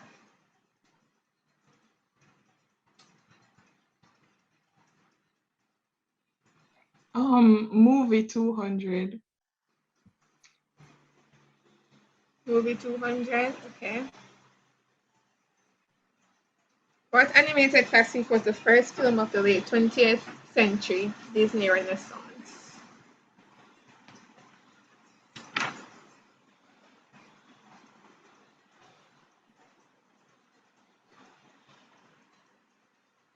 Remember time ticking. Can we ask for help from our team members? It came before the timer, sure. Okay, so yeah, start with Go with the Little Mermaid. okay. Those Purple Dragons, right? Yeah. Hey, it's Purple Dragons, correct? What the hell is this? Okay. White Knights. The small numbers going away, guys. Yo, Lamar said 5 bills, you know. Lamar said 5 bills. But we're doing history trivia. Wait, let me see trivia. I think we should do something in the 400s. Okay. Oh, jeez. I'm scared. Trivia or history? Y'all sound so defeated. We're not. Calm down. Calm down, Abby, calm down. All right, 400 history, guys. All right, let's go with that. Okay. Oh, I forgot this is touchscreen. I'm so fancy. This Caribbean nation was named because it brought memories of a Spanish province.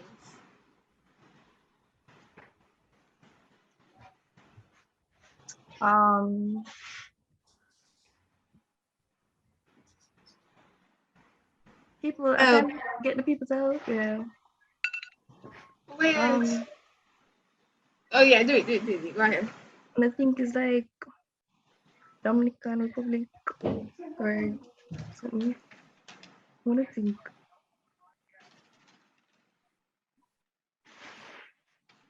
Guys?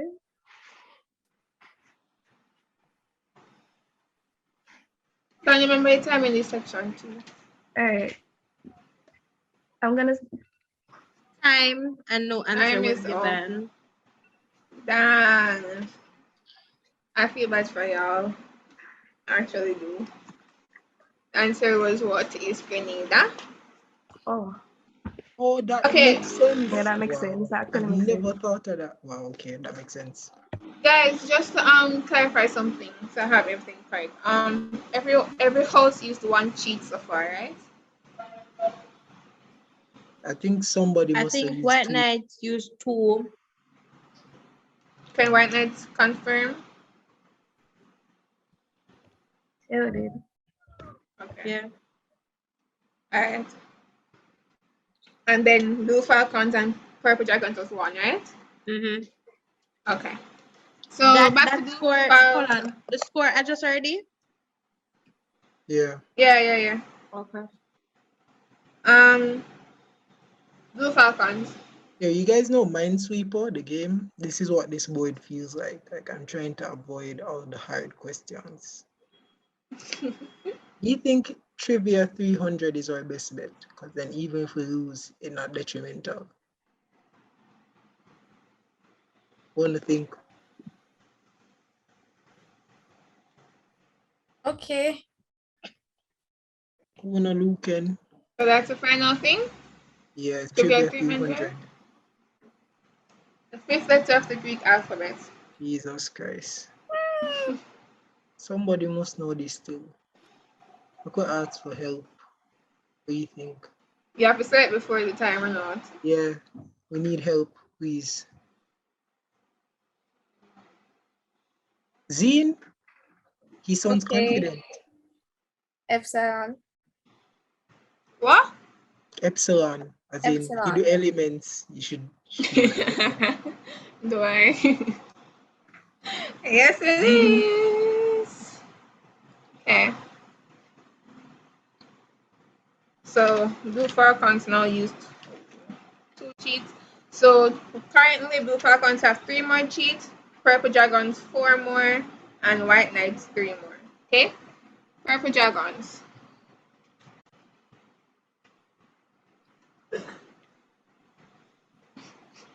We're Purple going with Dragons. trivia 400. Repeat, trivia 400? Yeah. Okay. According to Greek mythology, who was the first woman on Earth?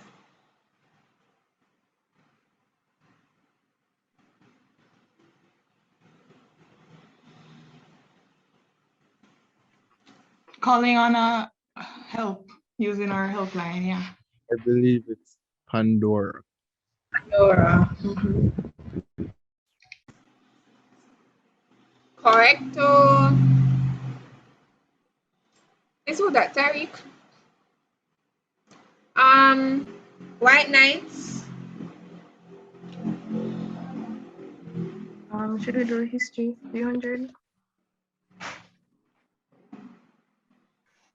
Them say maths 500. Mar, you look like you want us to reach negative 1,000, you know. Alright, if not, we just call for help then. Oh, no. Alright. You have to choose the thing first. What you guys doing? Do the math 500. No, babes. No, he said history. As in no history. No history.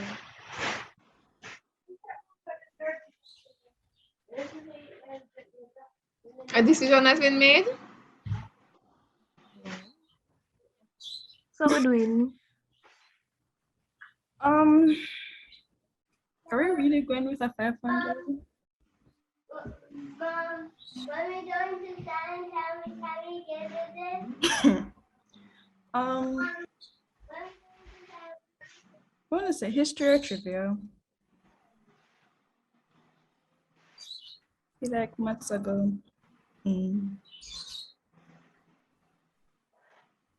Guys, we can have to choose though. Guys?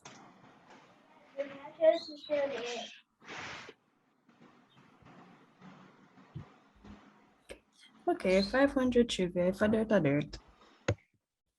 Okay. Tennis star Serena Williams won which major tournament while pregnant with her first child? I can consult with them, right? Start the timer I down think here. it is Wimbledon or US Open. Call for help. You already do that. Remember time Guys, ticking. How much time Australian gone? Open. Alright. Repeat, what you say? Yeah, Australia Open. Correct. Who is? Right now? Right now. Yay, we're at 0. Go Falcons. I'm not going to lie. I have no idea what to tell you guys to go for. Math 100 Math could well 100. be harder. That Can could I say well be harder something? than history 300. Can I say something overall? Yeah. How much things there? 1, 2, 3, 4, 5, 6, 7. How does that go work? Anyways, each house. Wait, no. White Knights now have 2. So Blue Falcons and Purple Dragons, we both have 3 things left and made so much question left. Yeah, I know White that we Knights can use have that. 2 left, made so much question left. That's all. Now choose, please. The math You guys can 100 see the little system thing on my screen, or you just seeing the Just the game. shoot. No, you That was can already just a come after question. that. Yeah, we already did that one. I need to X this out. Alright. What you guys say? Math 100 or history 300? It's all the math majors running away from Yo, the math relax, questions bro. for What do me you, here. yo, relax, bro. Come on, Daniel. This is an escape. It's a safe place. Sorry, bro. Yo, Samuels, when they tell you forward and left on the team, you know, then I would have That's done hilarious. 500. But you I mean, you crazy, can man. always call. Yeah. Nah, you're not going to beat me. You're not in blue. No, but you actually have enough for the rest of the game, so you know make a But we difference. couldn't call it and 5, it's still wrong. 4. Yo, history 300. No, wait a second. Who is counting down? There's no countdown to pick the question. Me. History no 300. That's it. Let's go. Clive, make sure What you was the have the answer for question? this, you know. What Yeah, was man. the History 300. which one? History. What is the name of the president of UAAS I know 2019? this. This is why you can't just pack up So your team with answer the time persons. I'm going. Brianna Fraser. Okay. Thank God I actually, yes. That was my winter, guys. You can't just, yes.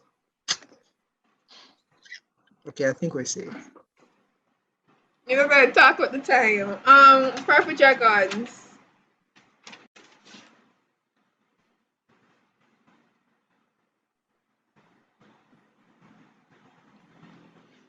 Daniel, countdown now. No, them didn't get enough time for this stop. Look how long the other house. Abby.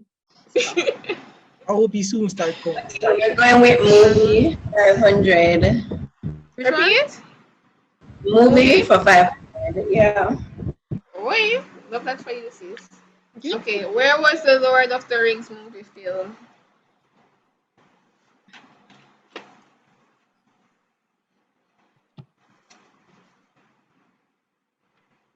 Calling for help.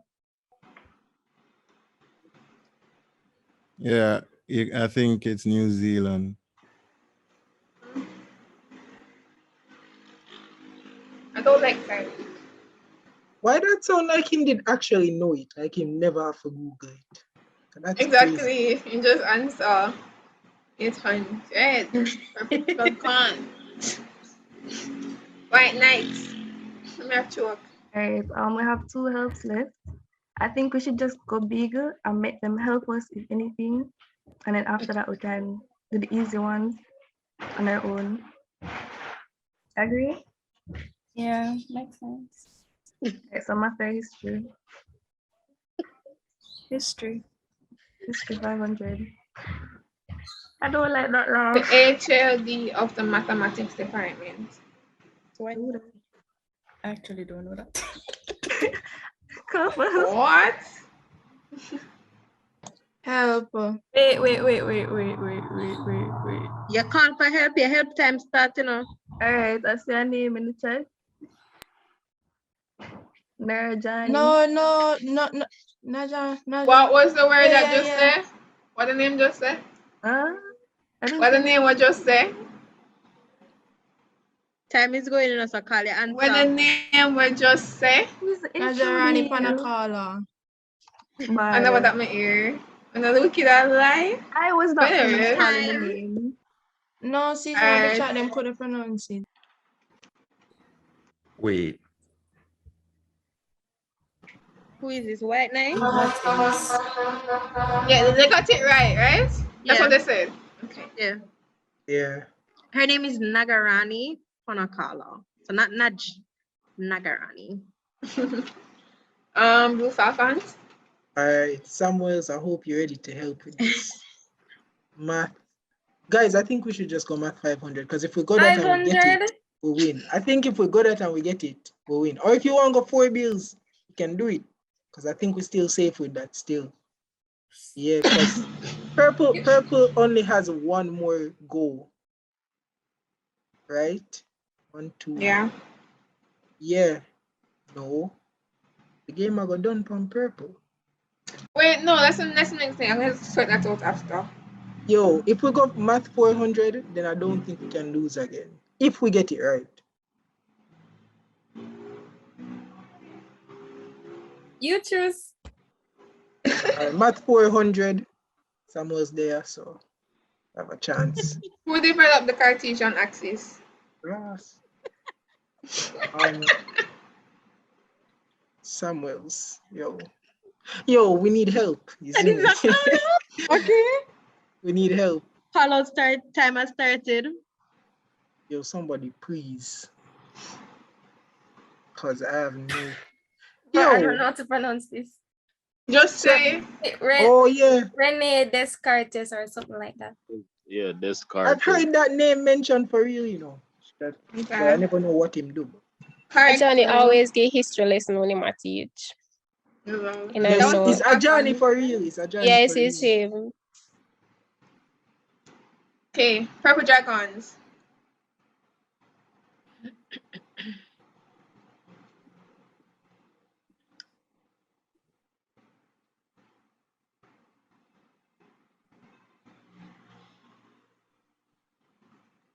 Purple dragons. Like, I don't know someone always silent after calling me. Purple dragons.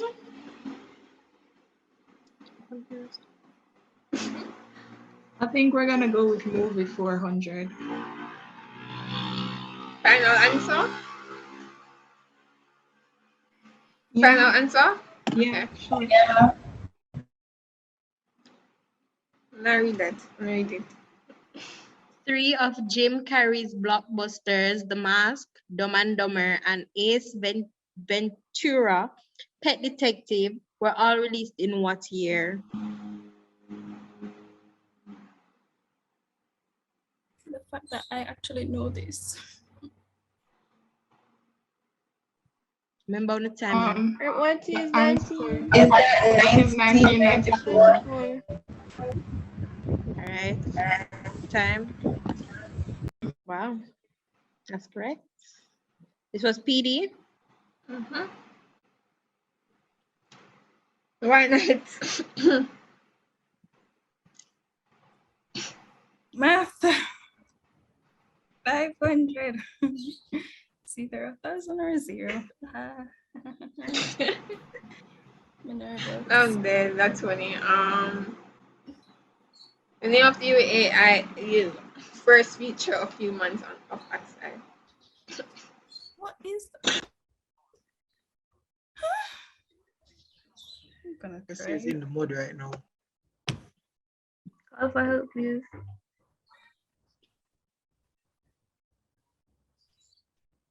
You guys help us. Time.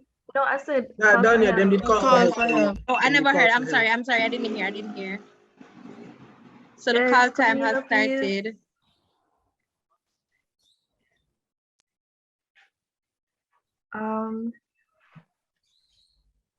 Me didn't even know this. Omega. Remember time? Guys, said that. Alpha something. Somebody already answered Omega. Who answered that? Time.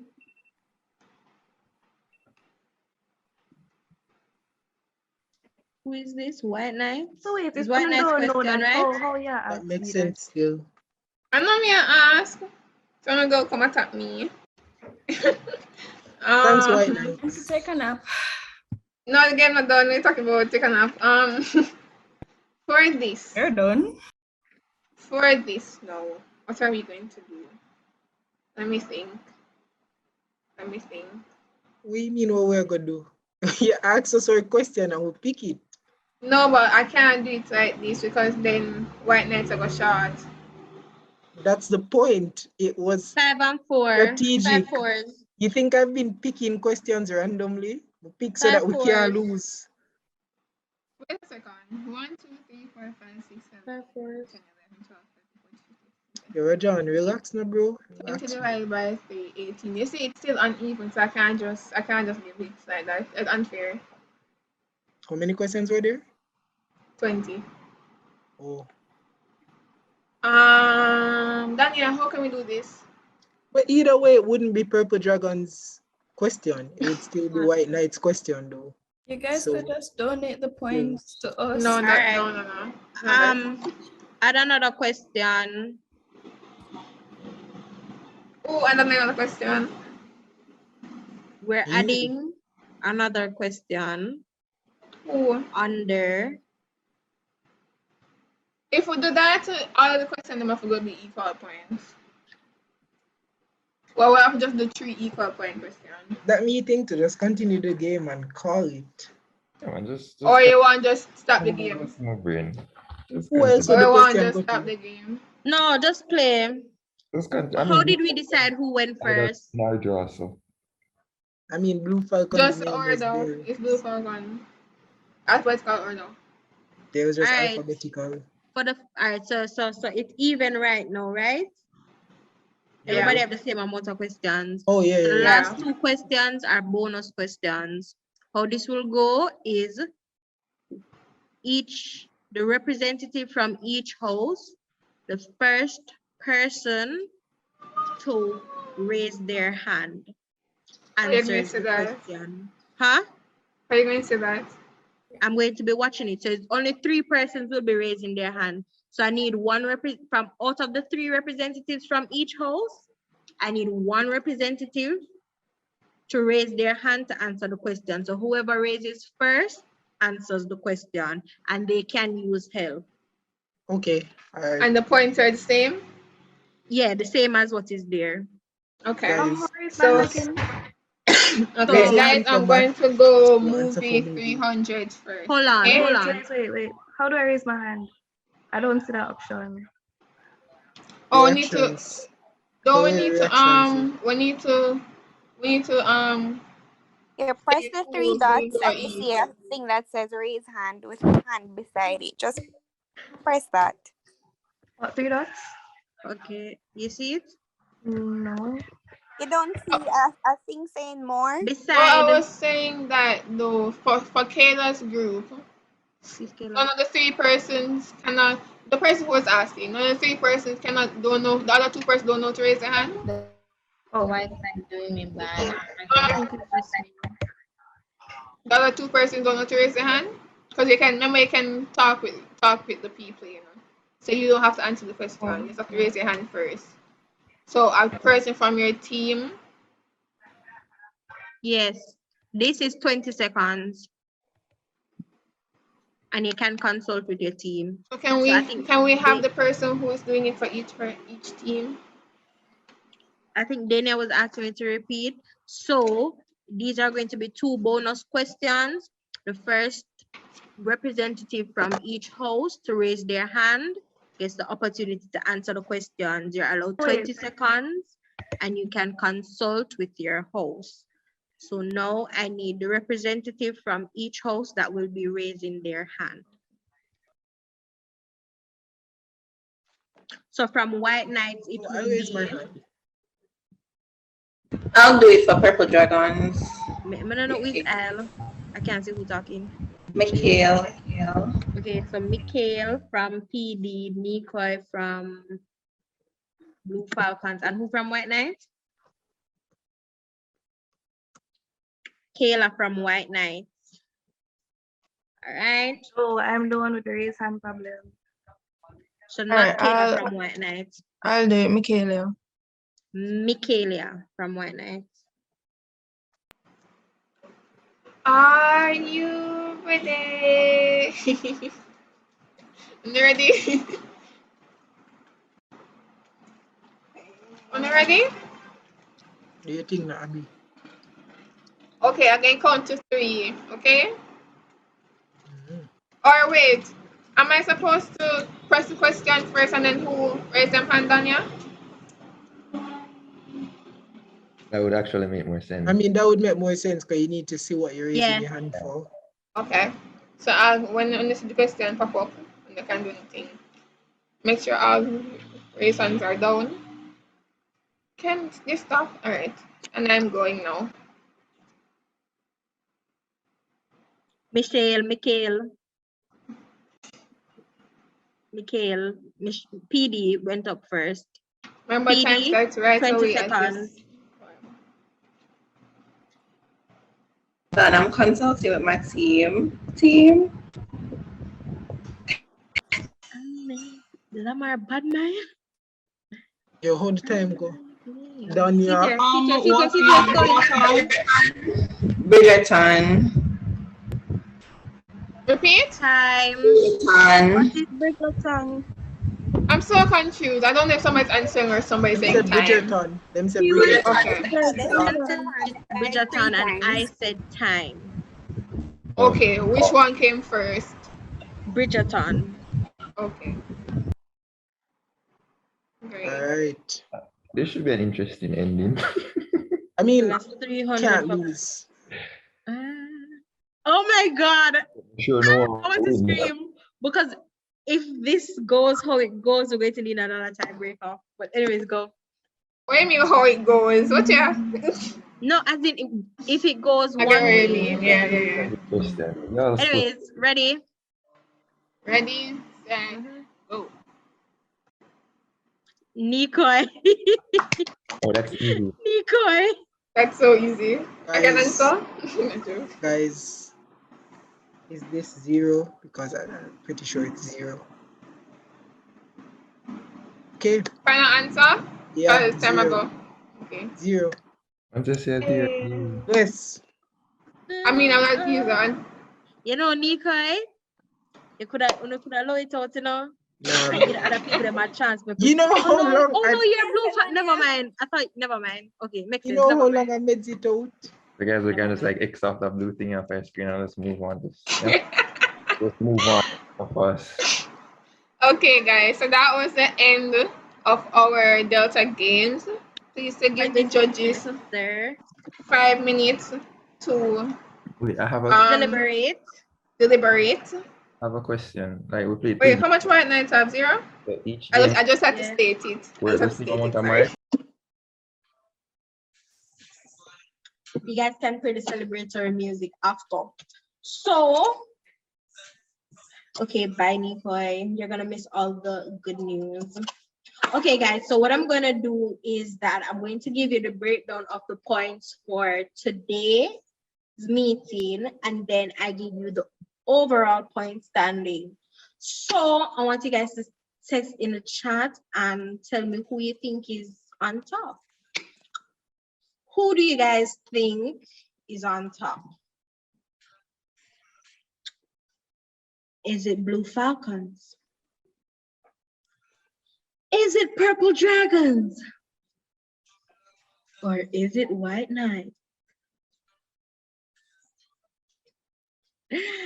Ladies and gentlemen, boys and girls, in third place for today's competition, we have drumroll, Purple Dragons with 26 points. So let's give it up for the Purple Dragons in the building. And in the second place for today's activities, we have drum roll.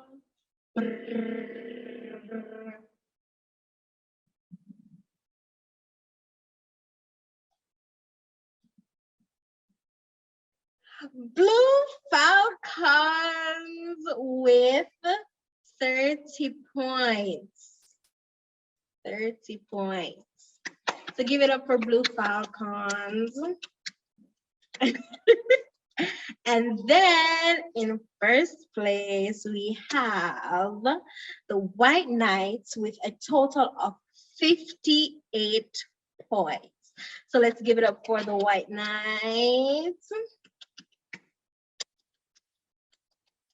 So just to go over for today's meeting, it was Purple Dragons with 26 points, Blue Falcons with 30 points, and White Knights with 58 points. And now for the overall point standings, we have in third place, Purple Dragons with 58 points. In second place, we have Blue Falcons with 152 points. And in first place, we have White Knights with 246 points.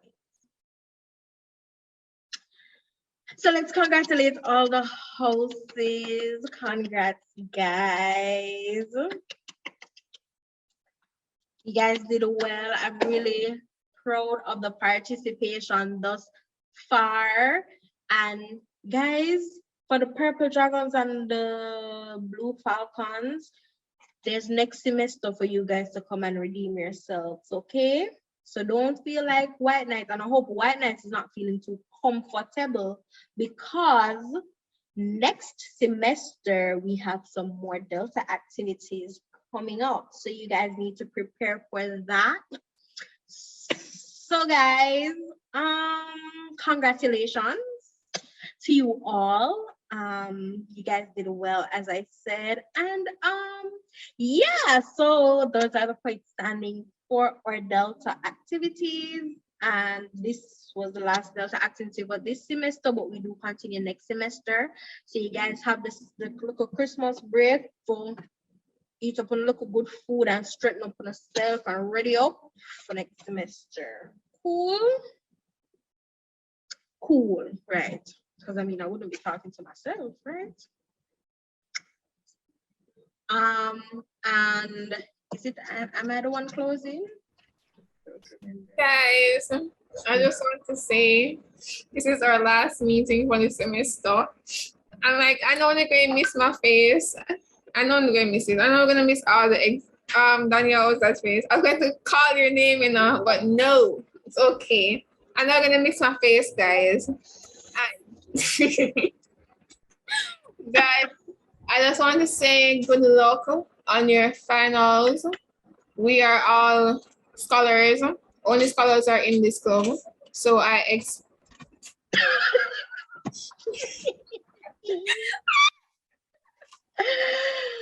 I'm laughing at the fact that there are only scholars in this club, you know. That's why I'm laughing. Wow.